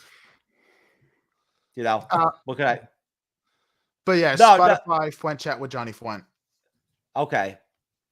Of course, unfortunately, I can't even I can't pull up Spotify because this is my Google Chrome on my MacBook Pro, so I got to actually log in. Oh, I mean, I'm on Google too, Google Music, if you want to pull that up too. Oh, okay. Awesome. I'll pull that up then. Yeah, I should be on Google. I should be on every. But no. No, have that. No, talk. Please tell everybody about your podcast. But yeah, like I said, I'm gonna be back on my podcast this upcoming Sunday. It's gonna be great. A lot of it's funny. TV shows and movies took a break, but comics did not. But anyway, yeah, I go ahead and What is the title again, Johnny? Fuent Chat with Johnny Fuent. I go ahead and review movies, comic books, TV shows, anything nerdy and geeky.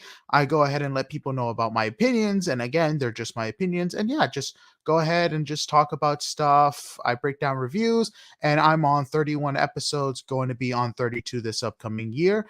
And soon enough, you guys are going to be hearing me and my experiences when I go to MegaCon over in Orlando in March. So definitely be seeing all about my experiences. So yeah, if you guys can take a listen, hear a Gondor. If you have any questions for me, you can find me on my Instagram, Fuent Chat Media, or listen to my TikToks on Johnny Fuent. That's right. And Johnny, you know, baby, you got to bring me and Cyber over there on that fucking podcast, man. Yep. When I do my next full on movie review, I'm definitely gonna have you guys on so we can talk about that. Because yeah, you guys are definitely passionate about movies and TV shows, so definitely gonna bring you on for a full review for that. Most definitely, and I appreciate that, Johnny. No, thank you very much, Johnny. Have a good night, brother. Take care, and I will see you probably are you coming on Sunday for MCU Phase 5? No, I'll be on my podcast working on editing and a bunch of stuff. I'll let you guys know when I'm available because, yeah, my boss is adding on a whole bunch of extra work. All right, man. Don't work too hard. All right. Talk to you later. All right, man. Peace. Anyways, yes, Cyber, I know that it's we should be wrapping it up. I know we're over the 2-hour mark. Anyway, so look, basically, I'm going to sort of call the show right here. But Matt, Andrew, I don't know about Andrew. You probably want to dip. I know Cyber wants to dip. But Matt, if you still want to talk a little bit and continue, how about ratings? Let's give a rating. Right. You know what? You're right. But no, Matt, what I was going to say was if you want to just do like another 30 minutes or whatever and kind of dig a little deeper, into the series and whatnot, since I don't get a chance to record with you very often, I'd be happy to do it. Yeah, man, I'm easy. I got nothing on. All right, cool. All right, ratings. Andrew, you start. All right, then I'll go next, and then we'll go to Cyber. And we'll let Matt wrap it up. Ratings, 1 to 10 on the episode. Volume. Oh, did I turn you off? Yeah. I'm sorry. No, I muted myself. I forgot. Fuck? I don't. My mute bad. People. This is my mic has a mute function where I don't have to click. Andrew, when have I ever muted you before on the show? I didn't say you did, motherfucker. Are you talking about rating this episode or rating the show? Yeah. Or? No, the episode. It's a 10 out of 10. Come on. Oh yeah, for real. 10 out of 10. You're right. Yeah. Cyber. 20,358. Ah, you son of a bitch, Matt. Yeah, 10 out of 10. It's quality. There you go. That's right. I love it, baby. Jazz, I guess you dipped, Todd. I'm sorry about. Oh, I'm sorry, Jazz. I'll hit her up and let her know. I feel bad now. I didn't even pay. I wasn't even paying attention to the private chat because I was just still imagining what it would be like if Jar Jar dropped that profound speech at the facility. I just ever since then I've been thinking that's all I can keep thinking about. You know what I'm saying? What it would be like if that actually occurred. It would be fucking outstanding. But anyways, bottom line, folks, Andor is a great series. And I want to thank everybody that came on the show. Thank you to Johnny and Andrew. I told you I would go ahead and pull up some of your stuff and you could do your plugs. Tell me what you'd like me to pull up, my friend, and I'll pull it up. Do you want me to pull up Geek News Now Network for your stuff, your writing, or? Sure, yeah, that's fine. You can do that. That works Okay. if you have it. If you have it, yeah. Do you have it? I don't know. Oh no, but plug away and I'll pull it up. I'll pull up the website right now. Oh, for sure. So again, Andrew Ruscombe, I'm a staff writer at geeknewsnow.net. I mostly write about video games and occasionally Star Wars and rarely Marvel every now and then when it makes sense to do so. And I also have my own podcast that I host with my best friend called DuoSense Podcast. I actually pulled it up right here. I don't know if you can see it. It's adjusting. It's adjusting. DuoSense, where we talk about video games and new video game news, what we've been playing, and yeah, just very video game centric stuff. Oh yeah, there you go. That's one of my reviews. I reviewed. That was our favorite games from 2022. That's my article right there. Marvel Midnight Suns. If you guys love Marvel, definitely try Midnight Suns. So what do you want me to pull up on here, Andrew? No, I mean you can just click on the big in the center thumbnail. Yeah, that works. That's just a list. I asked some of our fellow writers over at the website what their favorite games were from 2022. Some of mine are included, some of theirs are included. Lots of Teenage Mutant Ninja Turtle fans, I can tell you, in our writing group over there. High on Life, that's a really awesome game. But yeah, lots of TMNT fans because there's a Shredder's Revenge and the Cowabunga collection. And so that's an example of the kind of writing I do. It's mostly just game centric, a little geeky stuff here and there every now and then, a little Marvel, Star Wars, and so yeah. Thanks, Jeff. Appreciate the plug. Hey, no problem, brother. Hey, you know what? I unfortunately, of course, TrueKnowledge is not legally allowed in the state of California. So I can't come on Andrew's podcast, unfortunately, because I'm not legally allowed. I'm too like logical and fucking legit to no, I'm just playing. But Matt, my friend, would you like me to pull up your pod real quick? Yeah, you can do that, mate. I've got it here. Like everyone else seems to do. He's going too. Okay, cool. Matt, I saw you guys review Top Gun Maverick, which is one of my favorite movies now of all time. So I'm definitely going to check out your pod. Definitely watch that. Yeah. So you can pull up. I've got a YouTube channel which is only just really in the very start of it. So we're starting to plod along there. But yeah, on all good podcast platforms, Born to Watch, a movie podcast. You can listen to it there. We've just done. There it is. Look at that, amazing. We've just done our 34th episode, and the next one coming out is The Goonies for holidays. So we'll be looking after The Goonies. Yeah, that's it. Look at it. That's for you. There you go. Yeah, there's Predator. Right from Predator. Right from Wakanda Forever. Right over to fucking hang out with Matt. Yeah, there we go. So we'd love to get some feedback on some episodes we can cover. You guys reviewed Lethal Weapon, man. Fuck. We did, man. Yeah. No Christmas shit. movies. Oh man. I love Catch Me If You Can. I gotta see more of this. I gotta see. Yeah. Oh, you did Mad Max? Me and Cyber did Mad Max too. Yeah. Look, if you've not seen The Raid, which you may not have, you got to catch The Raid. It's a great movie. Indonesian Oh, you did film. 7? Shit, I was just talking about doing 7. Yeah. Yeah. So we've done a few. So we're tracking on. There we go. Maverick.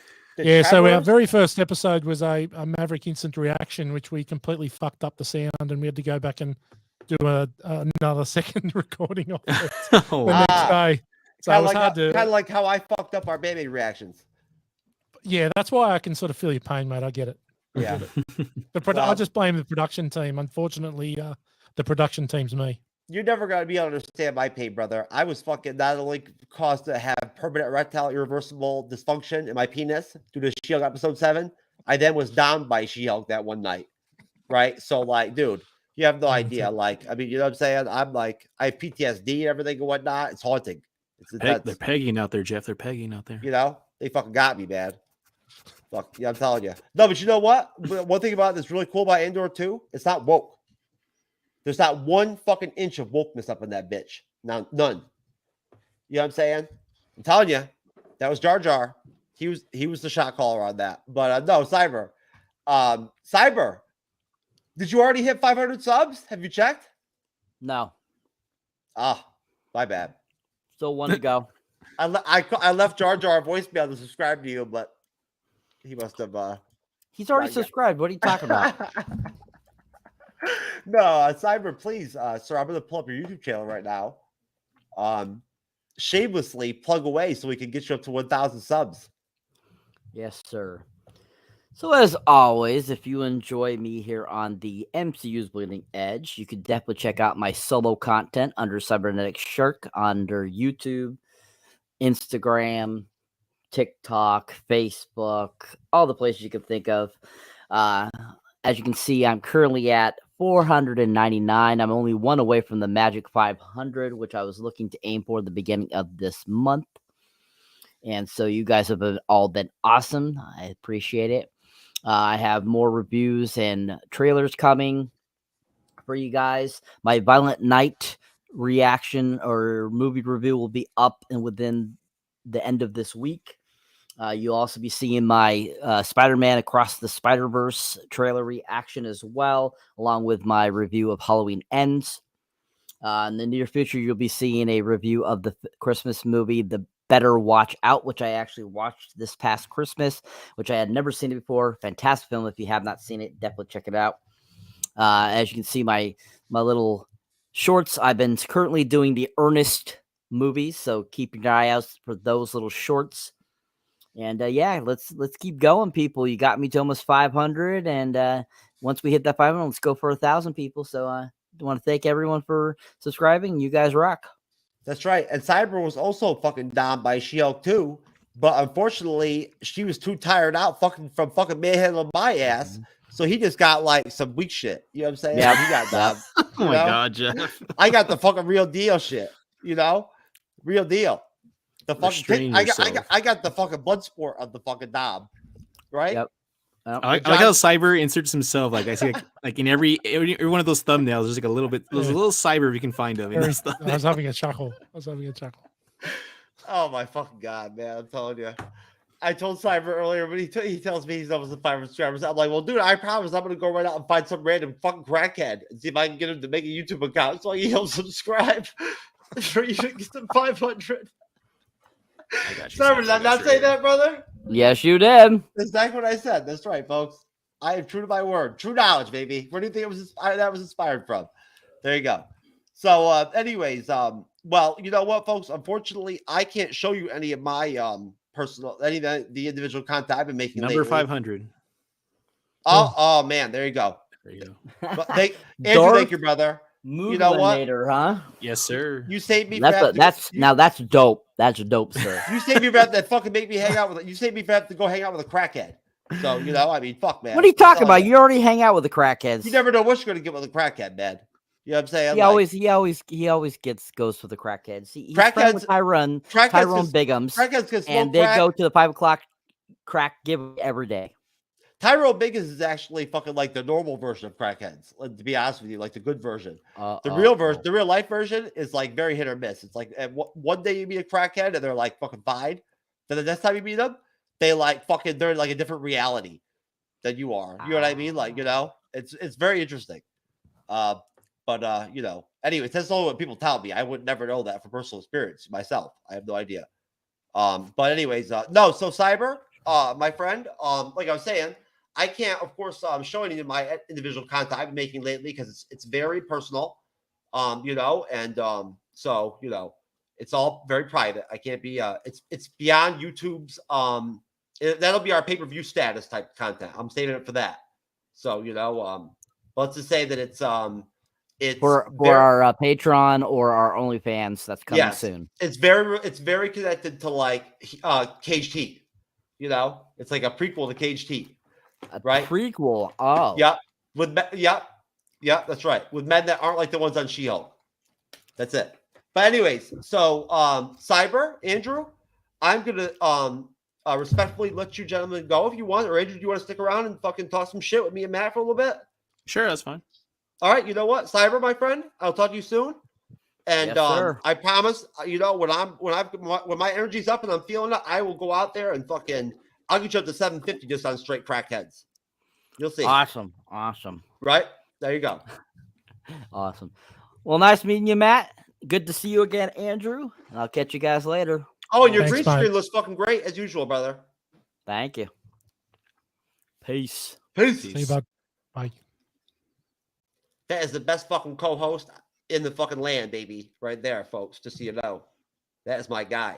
I take care of him and he takes care of me. I'll tell you right now. You couldn't find an easier motherfucker to work with than Cyber. You know what I'm saying? I'll tell you right now. He is. Every time I see Cyber, I always get him confused with Gunner for some reason. They look very similar. Really? Yeah.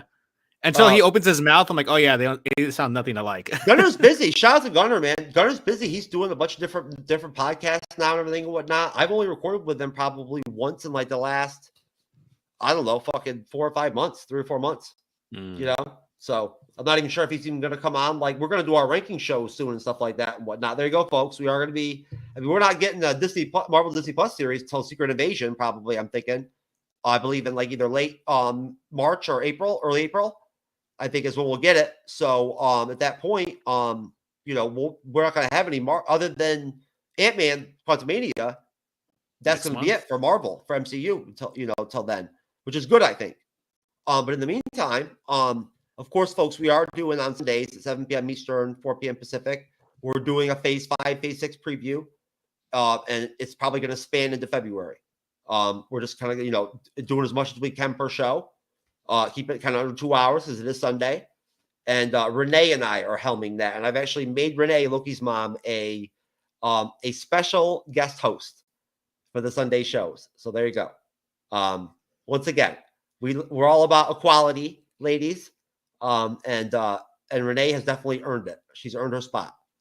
But anyways, Matt, brother, you are a good man, and you know what? I'll tell you that I'm really, really happy to have had you on the show and on the panel and whatnot and everything. And I feel like that, you know, in my experience, basically with people that in Australia or the Netherlands or fucking India, it's hard for us to record all the time, you know. So when I can hold on to somebody for a minute, I'll try to, you know, hold on to them. And Andrew, you know, only comes on the show like once every 2 years. So, you know, I'm just playing. But no, Andrew, I'm really glad that you read what Stellan Skarsgård's Lutheran apparently, you know, since Cyber said it too, you know what I'm saying? I'm going to call it Lutheran now too. Lutheran, right? Since Lutheran said that, you know, I'm really glad that you pulled that up too. And I think that that was really cool, Matt, that you mentioned that with Andrew and whatnot and everything. Because what I said to you in the private chat is true, Andrew. You're the kind of like friend and guest where, like, you know, when I know you're coming on and whatnot and everything, it makes me feel proud to tell other guests, like, you get to meet Andrew from fucking Geek News Now Network and shit and whatnot. My friend on the panel tonight, he's fucking dope as shit, you know. Thank you, Jeff. That's very, very nice of you to say. I appreciate that. Well, you know what? You're a good friend. You're a good friend, brother. You are. So you too, man. You too. And just so you know, I'm actually working my way into actually being partially Hispanic myself. And messing myself. I'm just, you know, I recently found out by a very cute female Cuban driver with Uber the other day that the 5 Cuban bitches I've banged overall is a lot of Cuban chicks to bang. Apparently, I figured that, but I wasn't sure. I had to ask the actual Cuban woman first, and she told me it's a lot. So I'm figuring at that point. I mean, honestly, I've had a Colombian, several of them. Oh, that's right. You live in Florida, huh? Yeah. I've banged lots of Cubans in Florida. I banged several Mexican chicks, man, lots of them. So at that point, I'm figuring I must be like close to like actually just starting to some of the Mexican rub off on me, into me. I don't know if that's how osmosis works. I don't know. I mean, you know, I'm trying. I mean, look, I'm already trying to smash my way into Wakanda, right? That's my project that I'm working on. Smashing my way into Wakanda, right? Right. You know, I'm trying to see if I can find the application and figure out how the whole system works. How many Wakanda queens I've got to smash. How many woke points I get? How many, you know, like, you know, Predator. If I do a threesome with the Predator and the Power Rangers, like, how many points do I get for that? Like, is that like, you know, got your little hole punch card right there. There you go. Yeah, there you go. But it kind of it only could have been more interesting if they would have dropped the Tuskens from Boba Fett up in that bitch too. That would have been something else, Andrew. That would have really, you know. But no. To change topics a little bit, actually, what I wanted to ask you guys was Black Adam. Now, I saw Black Adam twice, right? I saw it with my son for a second time. I hadn't planned on seeing it the second time. I wasn't going to, but I went and saw it with my son because I had an opportunity over Christmas to have, and it was my year for Christmas, right? Those of us who have been divorced or like had a kid with a chick that lied to you before and told you she couldn't get pregnant, and then you suddenly got magically Jesus Christ pregnant or whatever and whatnot afterwards somehow. No, what I'm talking about. So either way, bottom line, I saw it a second time. It was better the fucking second time I saw it. It was. I swear to fucking God, it was. And even like M Smasher and the Wind Chick or whatever, I thought were better. Hurricane. Second time I saw it. Hurricane. Yeah. They were better, I thought. And I was really fucking entertained by that movie, man. I really goddamn was. I was. Really? You know?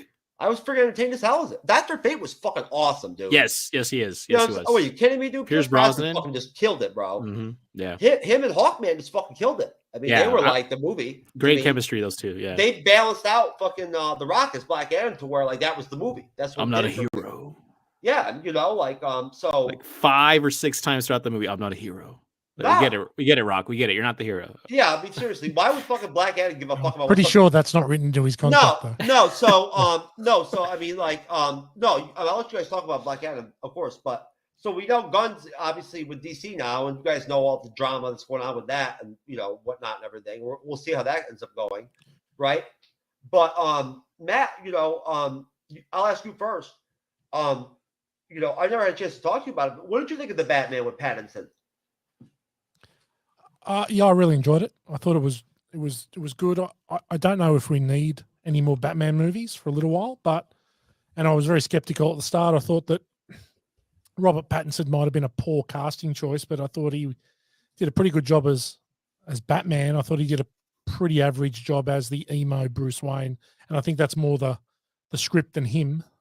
He just seemed to be a bit whiny and a bit sulky for my liking. But I thought the movie overall was great. I thought it was long. I liked the violence. I like it was dark. I like it was gritty. It's got a lot of parallels to Andor, really. That it's that underbelly that we didn't really get to see. I like that he's got no idea what he's doing, really. I thought it was a really good take. I'm actually really looking forward to the second one. I think the second one could be really something special because we've got that one out of the way. Yeah, I agree. It was too long. You're right. They could have shaved probably like. Oh, mate, it was 30 minutes. It was easily 30 minutes too long. Yeah, they diluted the movie too much, unfortunately. Andrew, I haven't revisited any of this DC stuff with you in a long time, and I haven't even talked to you about it or told you. We're covering DC. We're doing DCU now. Right before the gun thing, we'd already gone ahead and done our first 2 DCEU specials. Now, of course, there's not going to be any DCEU, but either way, there'll be something.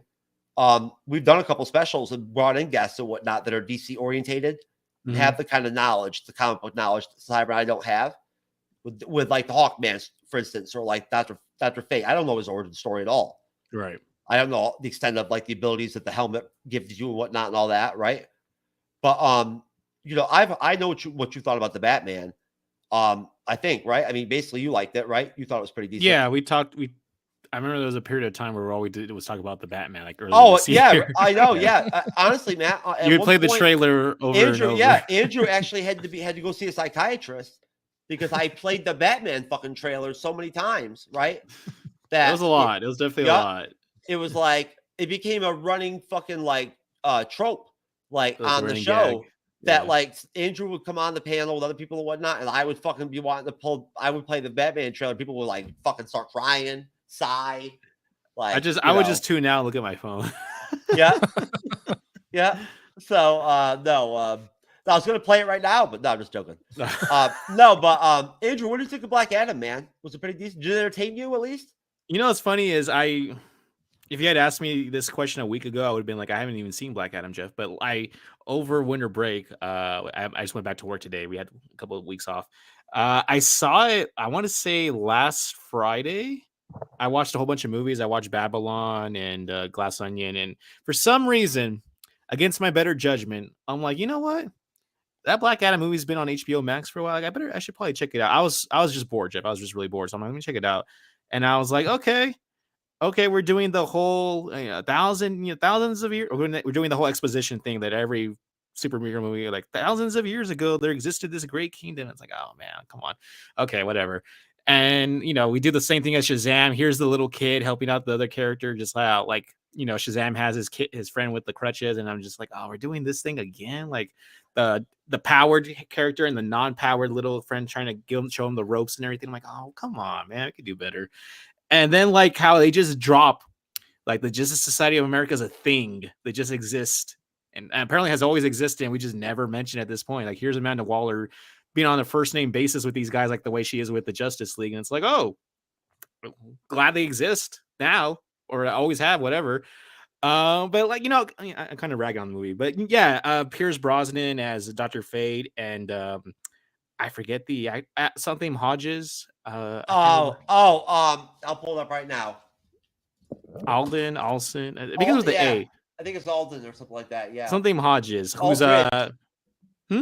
It might be Aldridge, but I'll pull it up right now. Go ahead. It might be, but anyways, I remember him. I think he's one of the characters in NWA, right? I think he's like MC Ren or someone in the Straight Outta Compton movie.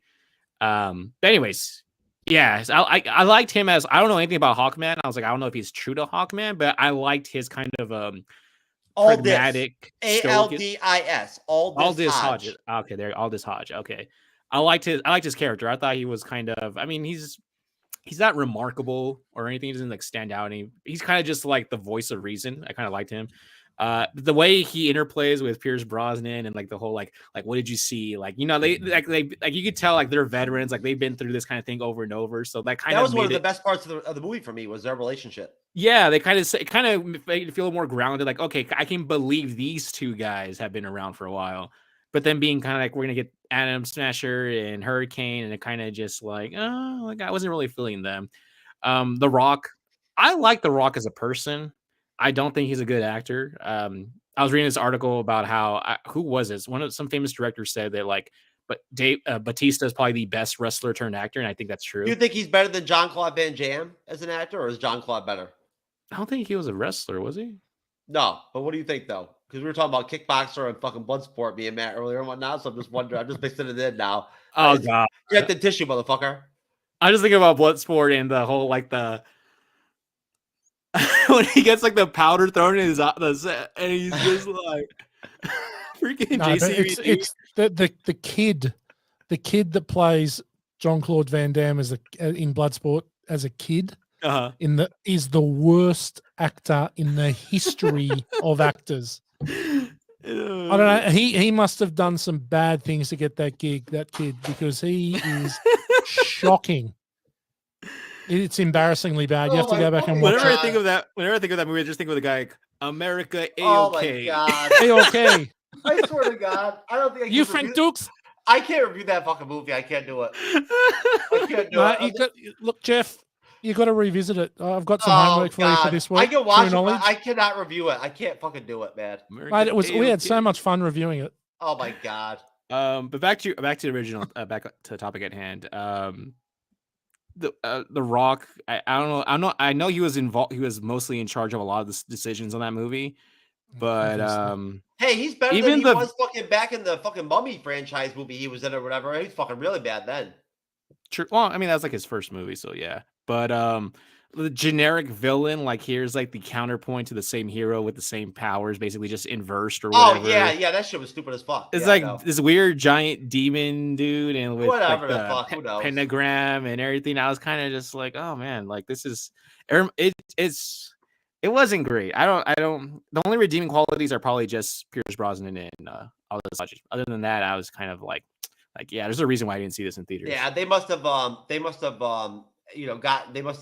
had Gresham from Chloe Zhao with the villain there or whatever, and that's why they went that way. But no, Matt, what'd you think of Black Adam? I mean, like I said, it entertained me. I didn't say it was fucking the event. It was Endgame or some shit or whatever. You know what I mean? Like, come on, with DC, just to be entertained is fucking like you don't know. Yeah, it just felt like everything had been done before. It just felt like it was a B grade copy of stuff that's been done better. It felt like a mix of the Avengers and the X-Men meets Superman versus Wakanda versus everything. Like it was just. Wasn't that what happens though when you have that kind of like fucking disorientation and like all over the place shit that you got going on? As Warner Brothers ended up put the DC movie.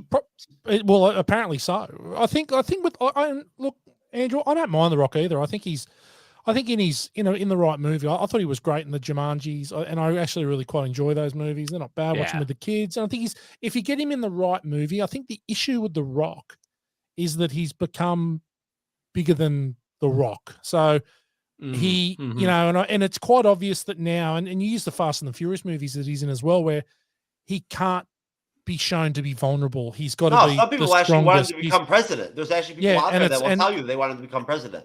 Yeah, and when you would assume that in this Black Adam movie, it's like, well, yeah, I want to be Superman, but I want to be bigger than Superman. I've got to be stronger than Superman. Like the only reason they can get me is if I decide to give the powers back. Like no one can take my strength from me. I'm the strongest thing on the planet. I can't be touched. And Remember, it's just Matt, like, mate. The hierarchy of power in the DC universe has changed. Well, there we go. Yeah. Yeah. It's something like that. And it's like, mate, well, not anymore. He's been sacked. Yeah. He's done one movie. James Gunn come in and gone, you know what? Everything's shit except for my stuff. I think that's the best thing James Gunn's ever done. Guys, everything's gone except for my Suicide Squad movie and Peacemaker. Everything else is gone. I can't believe the best fucking part of my entire cinematic experience with fucking Black Adam was having Henry Cavill pop out as Superman. It really was. That was good. That was funny to watch just because I saw that after all the James Gunn stuff. I'm like, oh yeah, like this isn't going anywhere. Oh yeah, well this I saw it before that and I was like, holy fuck. You know what I'm saying? That was you know what I mean? That was good. I was like, yeah, that was the most exciting part of the whole fucking thing. It was like the same shit as, when I saw Venom 2, man. There was like some garbage trailer that was better than the fucking, or no, the mid-credit scene was the only thing that did anything for me. The movie was fucking horrible. But like, him actually like, them telling us he was going to come, be in the MCU at some point or something or whatever. Or that one. Yeah. That did something for me. I like that. That was positive. It was like when I saw the Eternals, seeing one of the Batman trailers in the theater was better than the Eternals. It was. I thought you were gonna say the Star Fox like end credit scene. No, the Batman trailer was better than the entire Eternals movie. Oh god, it was. My date fell asleep during the fucking movie for 40 minutes. Eternals. I never had a date fall asleep during a movie, but she did for 40 minutes during the Eternals. So I mean, as far as I'm concerned, that's the only metric I need. Normally they fall asleep after the. I don't need a fucking review off the computer or whatever and whatnot. All I need is when my date fucking falls asleep during the goddamn movie, knowing that she's gonna get fucking banged, fucking fuck the hell afterwards and whatnot, and everything, and slave the fuck out and shit afterwards and whatnot. They don't fall asleep before that usually, but she did. She gave it 4 Z's out of 5. Chloe Zhao fucking, the Chloe Zhao effect, baby. But it's funny that you mentioned Matt, Suicide Squad. Do you think that and Andrew, I actually find interesting to actually involve you in this conversation. Do you think it's possible that DC needs to go more of a graphic, like adult? Like, I mean, that's what seems to be working, right? I mean, I think there's a desire for that type of content right now. I do. From all genres, not just from fucking Marvel, DC superhero stuff. Across the board, I think people want more and more people are the social media and the internet and everything and whatnot, and the where things are at societally and culturally. I feel like people like really want like Andor. Why Andor to me connects so well to me personally is that it is fucking gritty for Star Wars. It's gritty, right? It is, but it's psychologically gritty. Yeah, you know what I'm saying? Like, and that's fucking deep.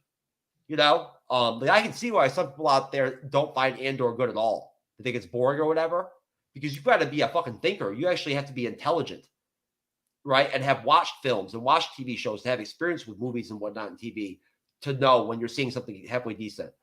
So Matt, you tell me. For me, I thought Suicide Squad was fucking awesome. Like, and I'm not saying that the whole DC movie scope has to be like that, R-rated or whatever that was. I'm just saying, I think people would you agree with me that there's a demand at least for like. Well, I think there's an opportunity for DC now because it's going to be interesting to see what Marvel do. Well, use Deadpool as an example because there's a concern there that that maybe with Disney being involved now that there's going to be a dumbing, well, I'm not saying a dumbing down, but maybe a softening of the stance of how the movies are. And obviously Deadpool's was rude, crude, lewd, violent. It's just going to be interesting to see what happens with Deadpool 3. And I think there's an opportunity there for DC. James Gunn, obviously, he has no limits. He just does whatever he wants to do.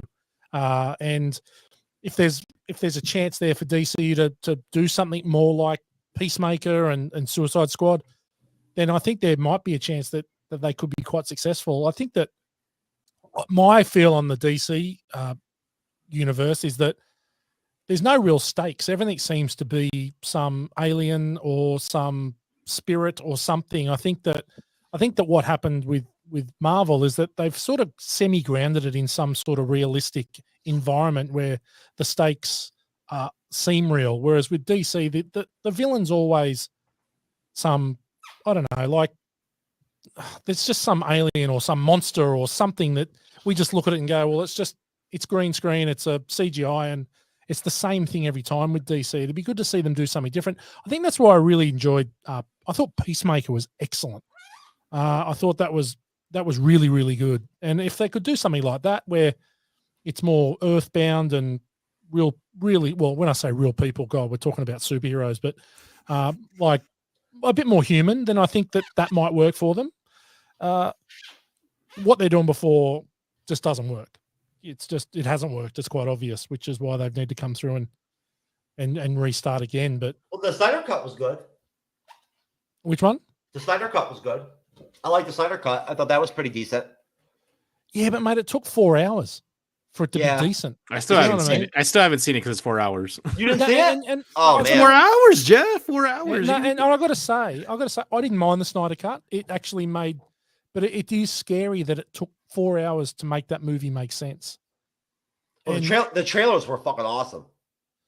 The second one was fucking awesome. When they when they showed the dark side stuff in that, it's fucking like goddamn amazing. Yeah, it's a way better movie. It's a way better made. It's a 4 hour movie. Now you're right, Andrew, who does this for a living, hasn't watched it because it's a 4 hour movie. Well, that's why I only watched it one time, and I just stick with the fucking reactions, the trailer reactions to the. But did Netflix or whoever they released it? It came in like 4 chapters. You could watch it as I think HBO Max. HBO Max. Yeah, HBO yeah, Max. I think they do. I think there's like an interset. Like there are, that's a good way to watch it. That's because it is in 4 distinct parts. That's how I watched it. I watched it in four parts. I might just do that. I might just watch the first half. I'll probably do it and I tomorrow, think maybe. that's the way to do it, because I us Aussies didn't get don't have the ability to get HBO Max. So when I saw it, I watched it. Really? I watched it we can. Oh no, we can't get HBO Max. We get snippets of the content on other services. Max? I don't understand. Well, because we're in Australia, mate, and we're it's still. So you haven't seen Game of Thrones or any of those? Oh no. We do get all the content, but we don't get all the content. Oh so man, Andrew was fucking really hyped there for me. He thought he was actually going to get a chance to drop Game of Thrones on you, like you've never heard. No. So we get the content, but we don't get it as HBO Max. So we've got I see. So we get distributed through other channels. Distributed through other channels and different services, right? So because I would love to be able to just I could use a VPN and get it, but so when I saw it as the 4 hour. Shit, okay, I'm in for it. And it would have been nice to be able to just sort of maybe tune out and go away.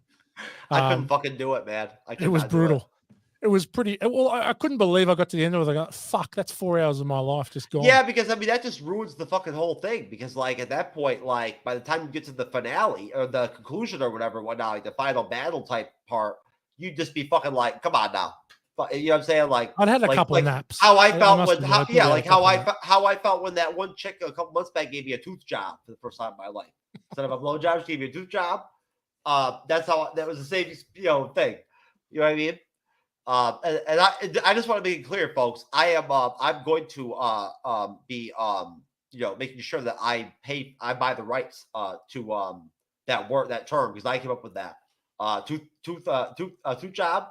That's on me. All right, and that's some serious, profound. Like that's almost to the same degree as like what Skarsgård, what you dropped there, Andrew. When you read that shit. Oh, right? He has that whole speech copyrighted, probably. Yeah, I'm working on a new kind of YouTube channel podcast called Dick Pic Logic. What's the sales pitch? That's just the title I have, right? That's all. I just have this. I came up with this fucking title one day, and I was like, "Dick Pic Logic." I love that. It's a great It's funny as shit. Is there any logic to dick pics though? Of course, that's the joke about it. It's a fucking one big joke. And the whole basically what I'm going to do with it is I'm going to make fucking content that's just stupid as fuck. You know, like I'm going to talk about how stupid as fuck She-Hulk was. And like it'll be perfect for Dick Pic Logic. It'll be Dick Pic Logic related. Like, you know what I'm saying? Everything I do has to be bleeding edge related. I can't do podcasting like Andrew or YouTube be like Andrew and his co-hosts do and whatnot and everything. I'm not that refined and like I mean, Andrew's a true gentleman, right? Like, you know, I'm not monogamous. I don't even fucking believe in monogamy, baby. So like, what the fuck? You know what I'm saying? That's how weird it is. How my friendships work. Why would I be friends with Andrew? Right? So there you go. It is interesting. It's weird, yeah. It's that fucking. I'm telling you, it's that Mexican that rubbed off me from those chicks I banged. Oh God. Right? Connecting between us. It's like an ESP thing, you know.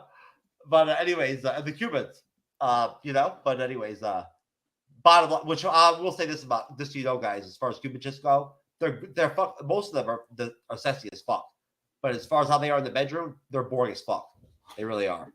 Really, seriously, they're about you're better. Jerking off is more you know, intense than them. But no. Honestly, Matt. What do you think? And this will be pretty much. I'll kind of leave it here, I guess. As far as MCU goes, and same thing with you, Andrew. Just, you know, what are your thoughts on Phase 4? I mean, you know, like at this point, and the fact that we're transitioning over. We're at a place right now where we can look back, right, and reflect, you know, like on a legit, you know, scale. So, I mean, I'm not, you know, going to try to ask any deep questions like, you know, is this the end or something? I don't believe it is.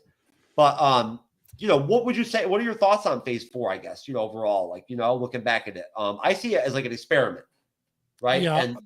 And I think we've maybe chatted it previously, but when you reach the highest of highs, it's very difficult to keep that run going.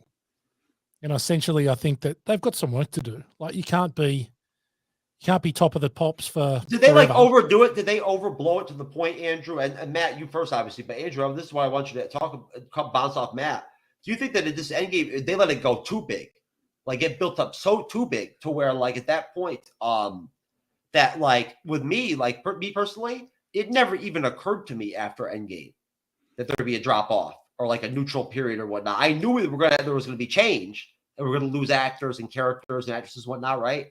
But right. I never, in my own mind, I'm telling you, I never consciously can remember or think to myself, okay, Jeff, prepare for the fact that when you go see the Black Widow solo film, Shang-Chi and shit and whatnot, it is going to be totally fucking of a different level than like what you're used to. From like the last couple of years, right? I didn't think that way at all. I had to go watch the movies and shit and watch the series and whatnot to actually experience it myself. So what I'm asking you, do you think that I'm not alone with that? And there were other people that, you know, I mean, the thing was just 10 years of something no one ever done anything like the MCU before. That just got too big. I don't think it was too big because, like, I mean, you probably know this better than I because I think you're way more into comics than I am. But there's been other cataclysmic Marvel events besides Infinity War, right? I mean, like, I feel like they kind of pigeonhole themselves in a way by doing Infinity War and like because there was no guarantee they're going to make it this far, right? So it made sense to go big with Infinity War, like leading up to like I think what was around the after like the first Thor or so where they figured out they were going to do like the Infinity War stuff with like the gems or the stones and everything, right? Like around there are I think it was Guardians of the Galaxy, right? When we're actually introduced to when the collector, yeah, absolutely, or the collector, I forget his name, is it the collector? Yeah, Collector. He like actually formally calls them the Infinity Stones. He has like that whole thing where he shows the colors and everything, right? That's like the first time we actually see them for what they are. So because no one really knew for sure the MCU was really going to be a thing that was going to have momentum for almost 10 years. I think after Iron Man, Kevin Feige already knew that they were going to do the first one.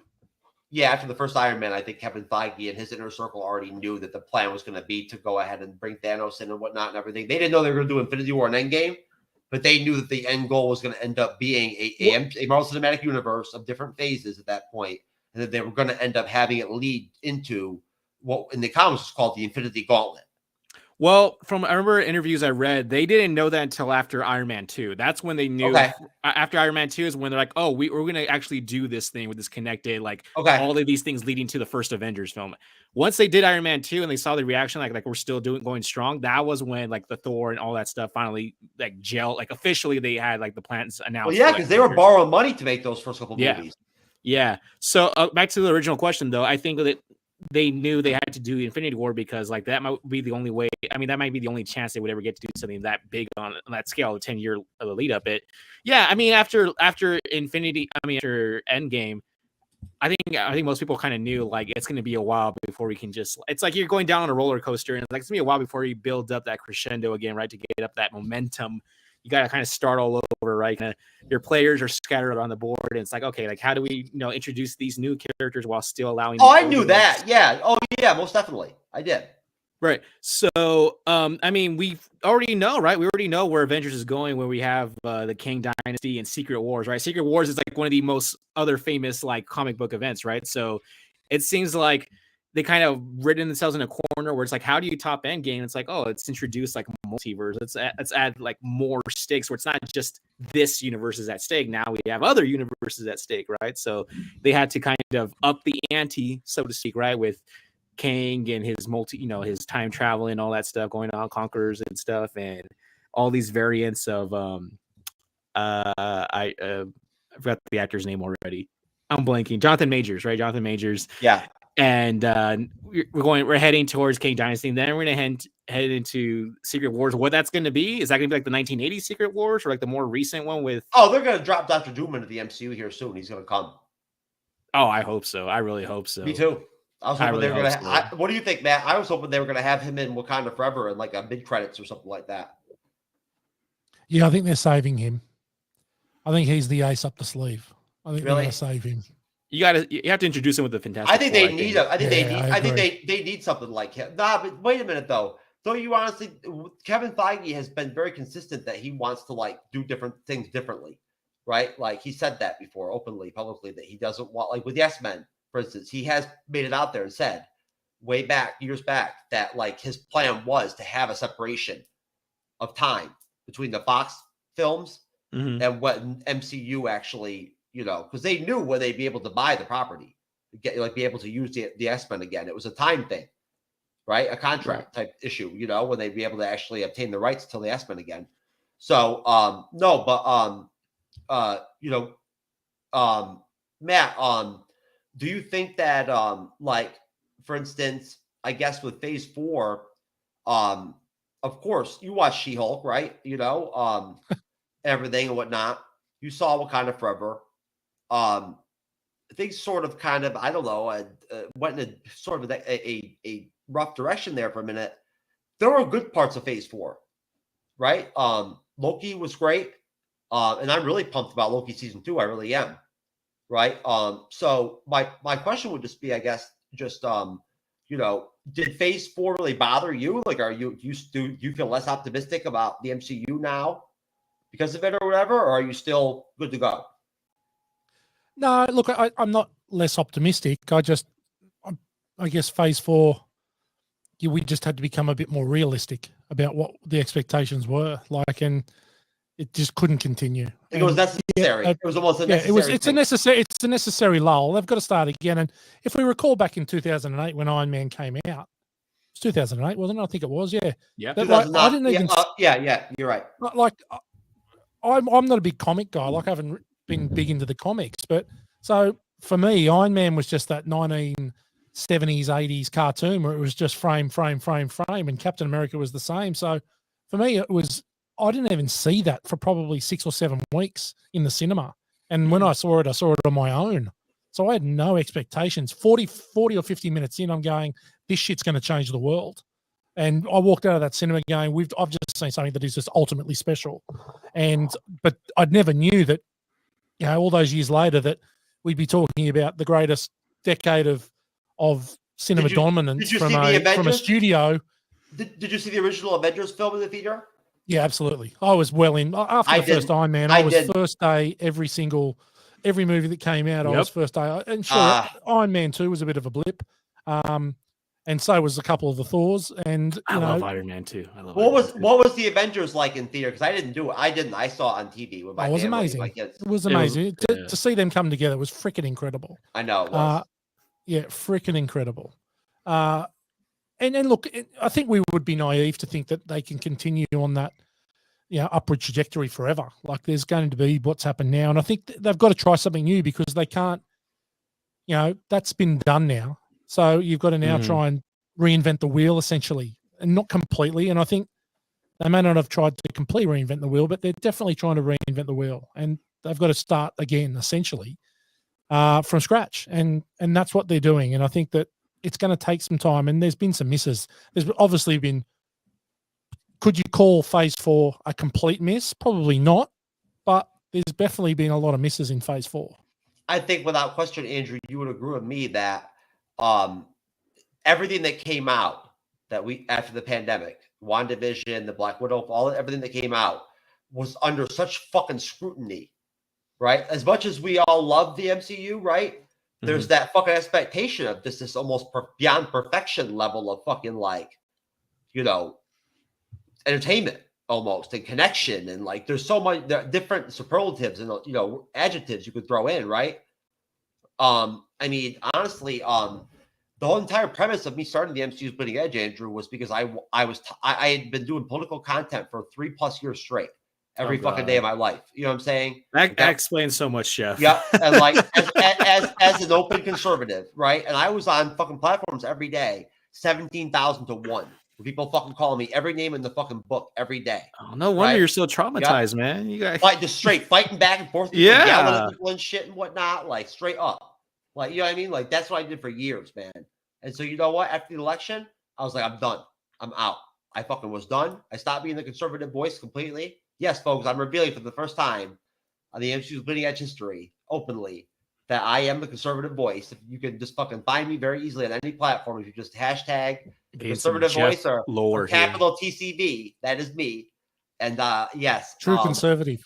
That's right. I'm a true conservative. I've been a Republican fucking my entire adult life because I'm logical and sane.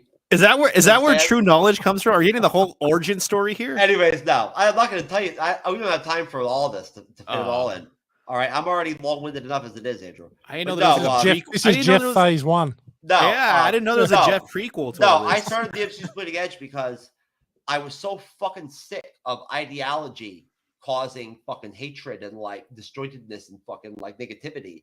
I stopped watching the news completely, right? I haven't watched the news. I've only watched the news for like 2 hours at a hotel a couple months back. Of the other coast, I had to go get a special MRI on my brain. I said, fuck it. I was like, I was in the hotel. I turned the TV on. It was Fox News. I was like, shit, I'll leave it on for a couple hours. Why not? This is the first time I watched the news since the election. So I don't, I'm starting to go back into it now. I started reading the papers, all of it. I was completely off the grid.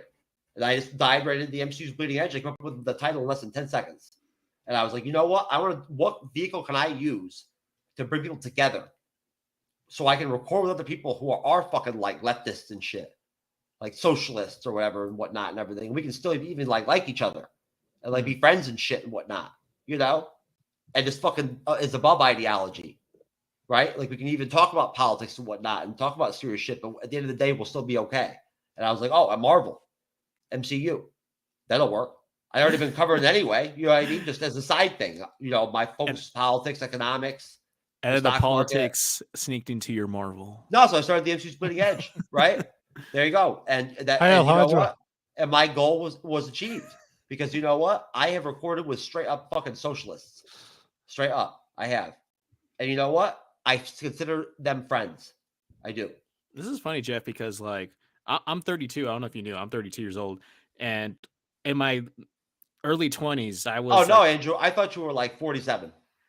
In my early 20s, in my early 20s, I was like a staunch libertarian, and then I was like, I can't be this tuned into the news. It just weighs you down. It's just so devastating. I'm like, I can't do this. So I'm in the same boat where I just shut out everything. I shut out the rest of the world, and I'm like, I don't know what's going on in the world, and it's just too big for me to handle. So I'm not going to even keep up with it anymore. So I know how it is to be politically burned out. It's awful, but nah, it's too real to me. It's too internal. It's too emotional and like important to me and whatnot. I was always angry. I was angry all the time. Yeah. No joke. The last time I actually had a political conversation with a chick, a Buchanan queen, that I know that I've spent private adult time with and whatnot a few times. either way, and she's like She-Hulk height. She thinks she's like 6'1". She's a tall bitch. Yeah. Either way, bottom line, she got me going. She's a black conservative, and she got me going and shit and whatnot one night on the phone. I almost having a panic attack at one point. I swear to God, yeah, just because like she got me so heated and whatnot, talking about all this bullshit. But either way, no, that's the premise of the Bleeding Edge. Was I wanted to bring people together on something, and so at that point, Andrew, do you feel like I do that? In a way, Marvel is something. Look, it brings people together. If you go on YouTube and look, you'll see people tell you there's fathers that have relationships with their daughters or sons where the only time they can connect or talk to them is like when they go talk about the MCU or go see a Marvel movie, right? Right. Yeah. That's a reality. I mean, one of my favorite things to do when I'm feeling down is like, and it's cheesy.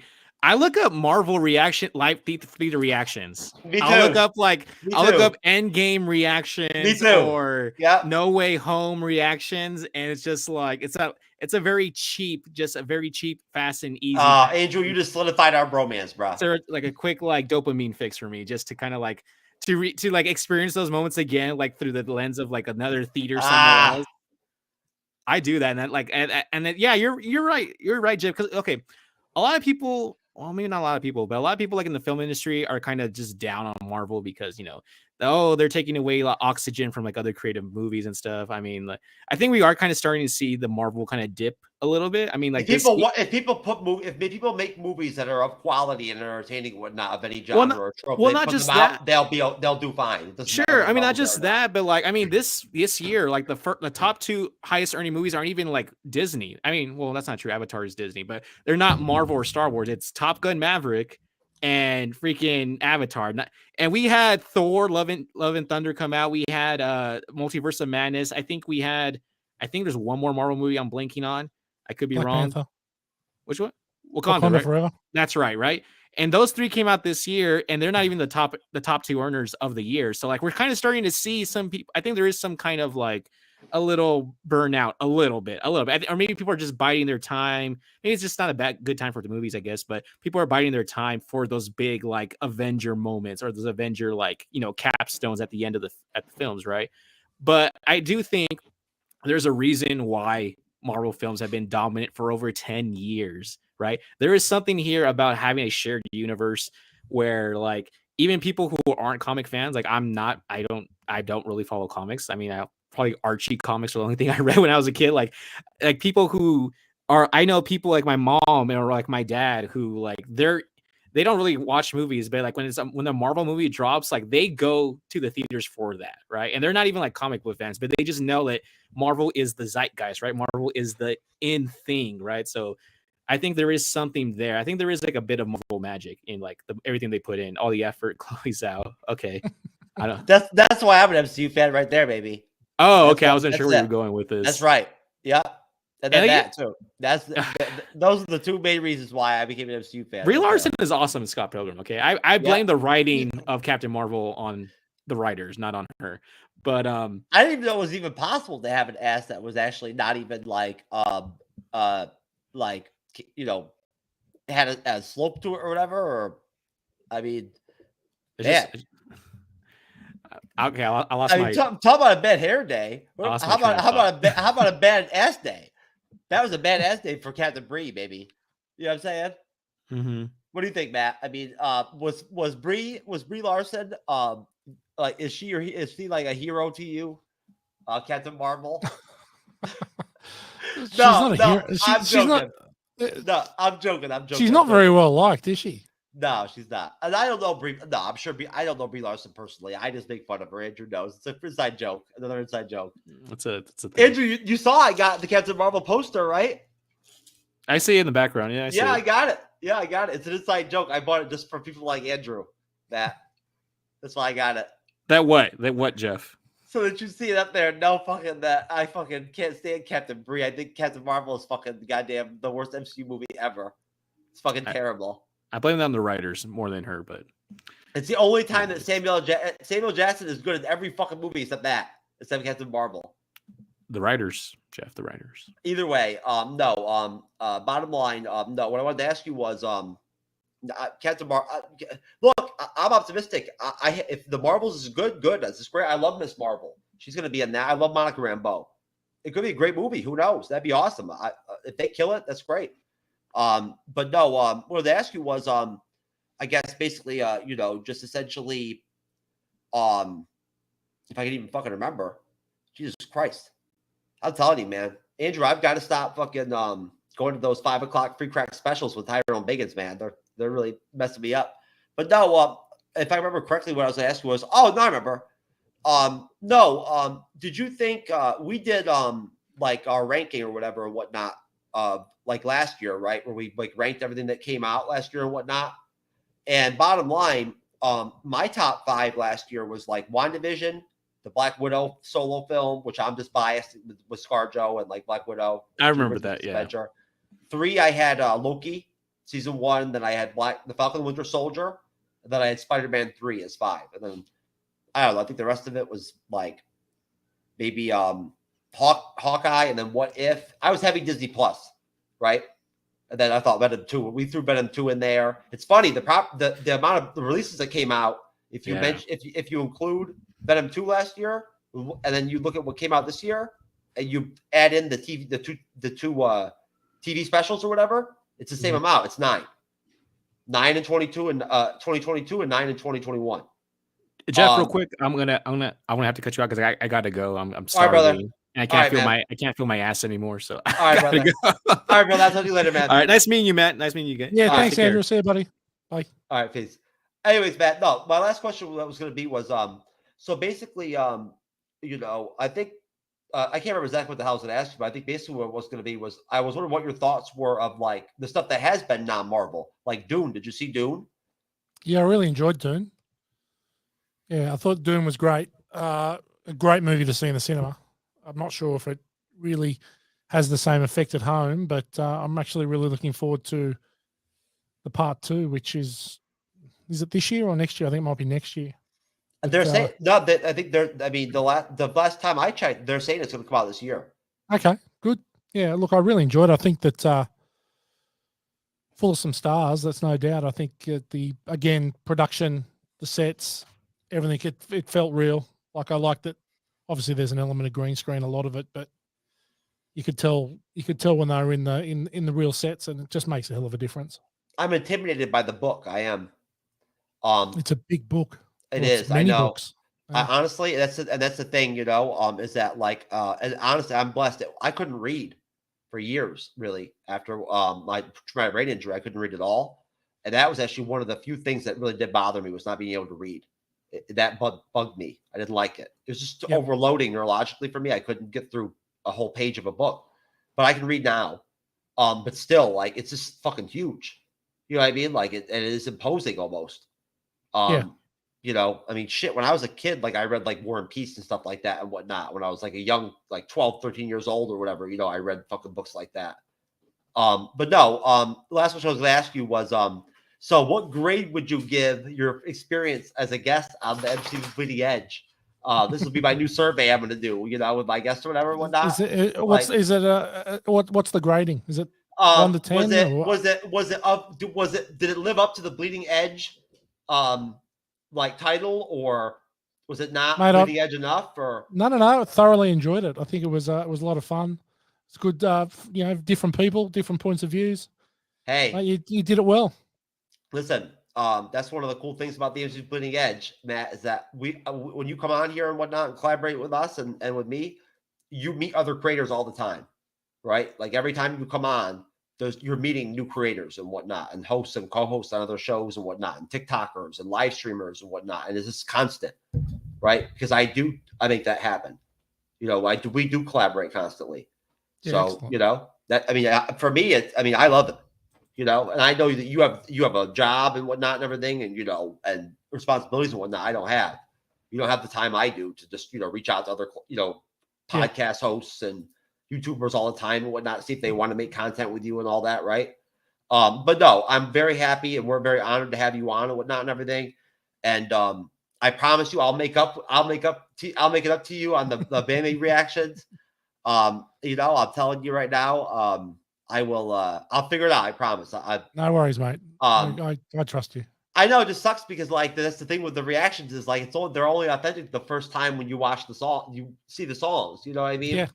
You know, that's okay. There's other songs. I've recommended Bandmate to a few people. So hey, well, I'll tell you right now, I will definitely make sure that if you send me over, you know, your links for your stuff and whatnot, I'll put them in the description and everything. legend. And of course, you know, as we've already talked about trying to get me over onto your show and whatnot. And I promise I will like stay up for days and whatnot if I have to make sure Yeah, I perfect. you That'd know be great. get out there. You know, this We'll, guy get you gotta, you, we'll give you the Born to Watch treatment. you give me like the worst movie ever, like some like you know to No, we'll review. let you choose the movie, mate. Oh, okay. Well, you hey, listen, based off what I saw earlier and whatnot and everything, it looks like you do a pretty good job picking the one movies yourself. So, right? Well, you know, we like to look after our guests. We want them to feel comfortable. Every fucking thing on the fucking thing list and whatnot are all movies I like, pretty all of them. Like, you know, what That's good. so, you know, I mean, all the like ones I really like, or you had them on there pretty much. We're doing something right then. Hey, you had me with Bloodsport, baby. And Right. you know, and there you go. For one of the greats. Yeah, but no, no, thank you very much for coming on with us and whatnot and everything. And Pleasure, bud. hopefully, you know, look, I will try to like make an effort to do what I did, you know, earlier today, last night or whatever, and shoot the link out to you and make you know, see what you're doing. Yeah, you know, for sure. so I didn't see get you back on, but you were great on the panel tonight and whatnot and everything. Andor's great. Love You it. know, I just tell you right now, I'm not the type to be out there telling people to watch stuff and whatnot if I don't think it's solid. And anybody who talks to me about it, I'm like, I think Andor's awesome. No, it's very So good. yeah, no. So listen, you know, of course you watched the whole thing. I haven't. Thank you for not spoiling anything to me and whatnot and everything. But course. no, do if you want to really quick, just do some last plugs and whatnot and everything. Take your last couple of minutes and go ahead, talk about your podcast a little bit more and whatnot if you want. Have at it. For sure. Yeah, thanks, Jeff. It's been an absolute pleasure being on my first episode of MCU's Bleeding Edge, and it was a joy talking about Star Wars, something which is very close to my heart, and such a good episode as episode 10 of Andor was amazing. But look, Born to Watch, we're relatively new, 34 episodes in, podcast available on all good podcast networks, and you know, please give us a follow and have a listen and tell us what you think. And you can find us. I'm sure that Jeff will put all our links. We'll put our link tree in the comments, and you can have a little click and you can see we've got a YouTube channel going, which you know is up to 513 subscribers now, which is we're very happy about, and we're trying to grow that up to the magic 1,000 and get some more watches on our videos and stuff. And mate, we'd love to have as many people along for the ride as possible. So please look up. I got you. Born to Watch. I got you pulled up right now. Okay. Yep. Yeah, I found you. I subscribed to you too. Oh, did you? Thank you. Yeah, no problem. Oh, look. All right. So let's see what we got. We got videos. Yeah. So we've got a lot of short form stuff. We're trying to increase our longer form stuff as well. And the majority of the stuff on YouTube is just me. The other guys that are in the panel with me don't do a lot of this stuff, but we're trying to make it a bit different and get them involved with that. This is a lot of the stuff there was. I like the shorts. Yeah, I like what you're doing with like the thumbnails. Yeah, so it's working quite well. That's you know, we've only been going on YouTube for a couple months, and we've got it up to 514 subscribers. You can see that's just really through shorts. How long did it take you to get to that number? Well, that's a couple months, probably, maybe not even that. Shit. 6 or 7 weeks. So wow, you know what? That's great, man. Yeah, so we're working. I'm working pretty hard on it. Yeah, we're starting to release our full episodes of our podcast onto YouTube as well, just as an audio file at the moment. And once we start to film it, we'll get. Hey, props to you, man. You definitely have put some work in, because I'll tell you right now, it took us a year to get to 1,000 subs. Yeah, and it looks like you're going to end up hitting 1,000 probably friggin' maybe by like who knows, like February. Yeah, I'd like to. Well, I'd like to be at 1,000 subs by maybe April. That'd be nice, and then we can sort of work on getting those watch hours up and getting that's the hardest part. I think that's a very realistic expectation. I think that's very logical of you to like you know, I was just joking about February, like, You know what I'm saying? Like, it's not that easy. I've done it. Yeah. You know what I mean? Like, I've Yeah. been there. You know, now we're almost at 10,000 subscribers, which thank you very much, folks out there. We really appreciate all of you and whatnot. And I am going to do some kind of show here soon, just for the our audience and whatnot and everything. I don't want to call them fans because I don't feel like we've reached enough of a level, you know, of like an Andor level, you know, to where I can say that, right? But like maybe some point. No, thank you very much, everybody. We really appreciate that. We're almost to 10,000K.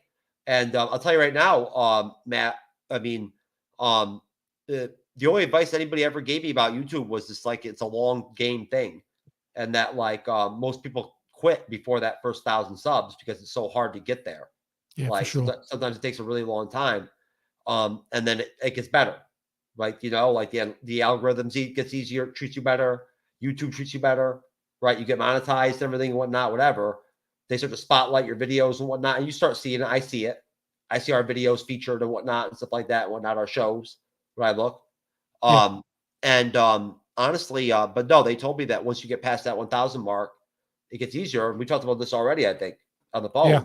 You know, after that first 1,000, like we just, you know, so at that point, if at the rate that you're at right now, then it looks like you're doing pretty damn well.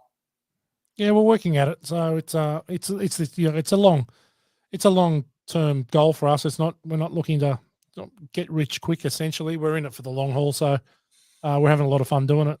So that's all that matters. Most definitely, and I'm sure probably if anything, you know, you just started.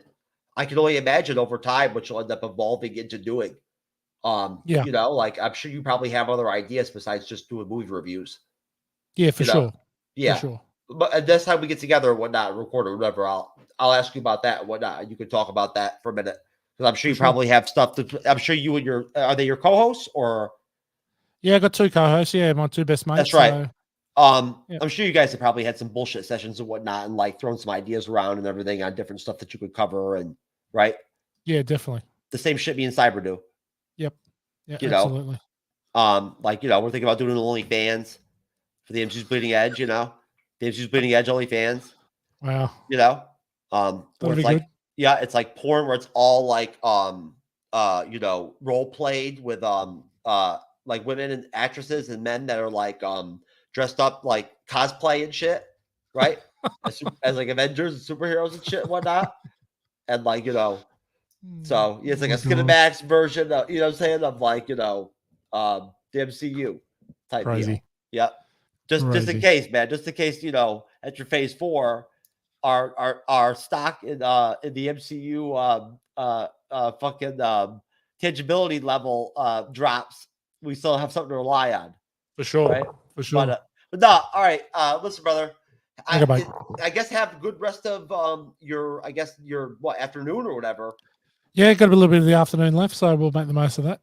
Fuck yeah. I'm about to go play some video games and shit and whatnot. But Sweet. it was good seeing you. Thanks for coming on. Thanks, Jeff. Appreciate it, mate. I love doing over 3. Cyber knows I love doing 3-hour long live streams. It's my shit. Well, there we go. We've hit it. 3 hours 12. He always bails because he's a pussy. He can't live stream for more than 2 hours and shit. So well, yeah, was easy. he's what, like you were saying earlier, like whatever your label was for like all the fucking DC villains or whatever, or whatever the hell it was. No. All right, folks, listen. Hey, once again, I guess it's still within the range where belated, you know, happy 2023 to everybody and whatnot. I hope that you have a wonderful year. I'm sure we all will.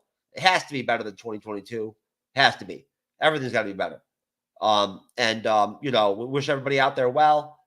We wish Matt well, you know, and his podcast, and hopefully, you know, we'll be able to guest over there on soon and whatnot. When we do, we'll make sure that we let everybody out here in the Bleeding Edge audience know about it and whatnot, and try to see if we can get links for it and all that and whatnot. But take care. God bless all of you. And, you know, may I wish you the luck of the Academy that gave Chloe Zhao, Matt's hero, the Academy Award for Eternals or whatever, or was it the Eternal? I don't know. Who knows? Good job, Academy. Hot D. Galaxy. Yeah. Someone at the door, John, now I'm here to stay. Tell me who the fuck gonna face the music. More brick laying, less screen time. Been cutting back on the daily usage. Long road for the road dogs, for the weird miles from a soapbox. Got BKTs on this bitch, so everybody getting rolled on, yeah. Yeah, everybody getting rolled on. Check all this credits on BMI. I'm just too kind to expose y'all. And I see a team with a gold sign and question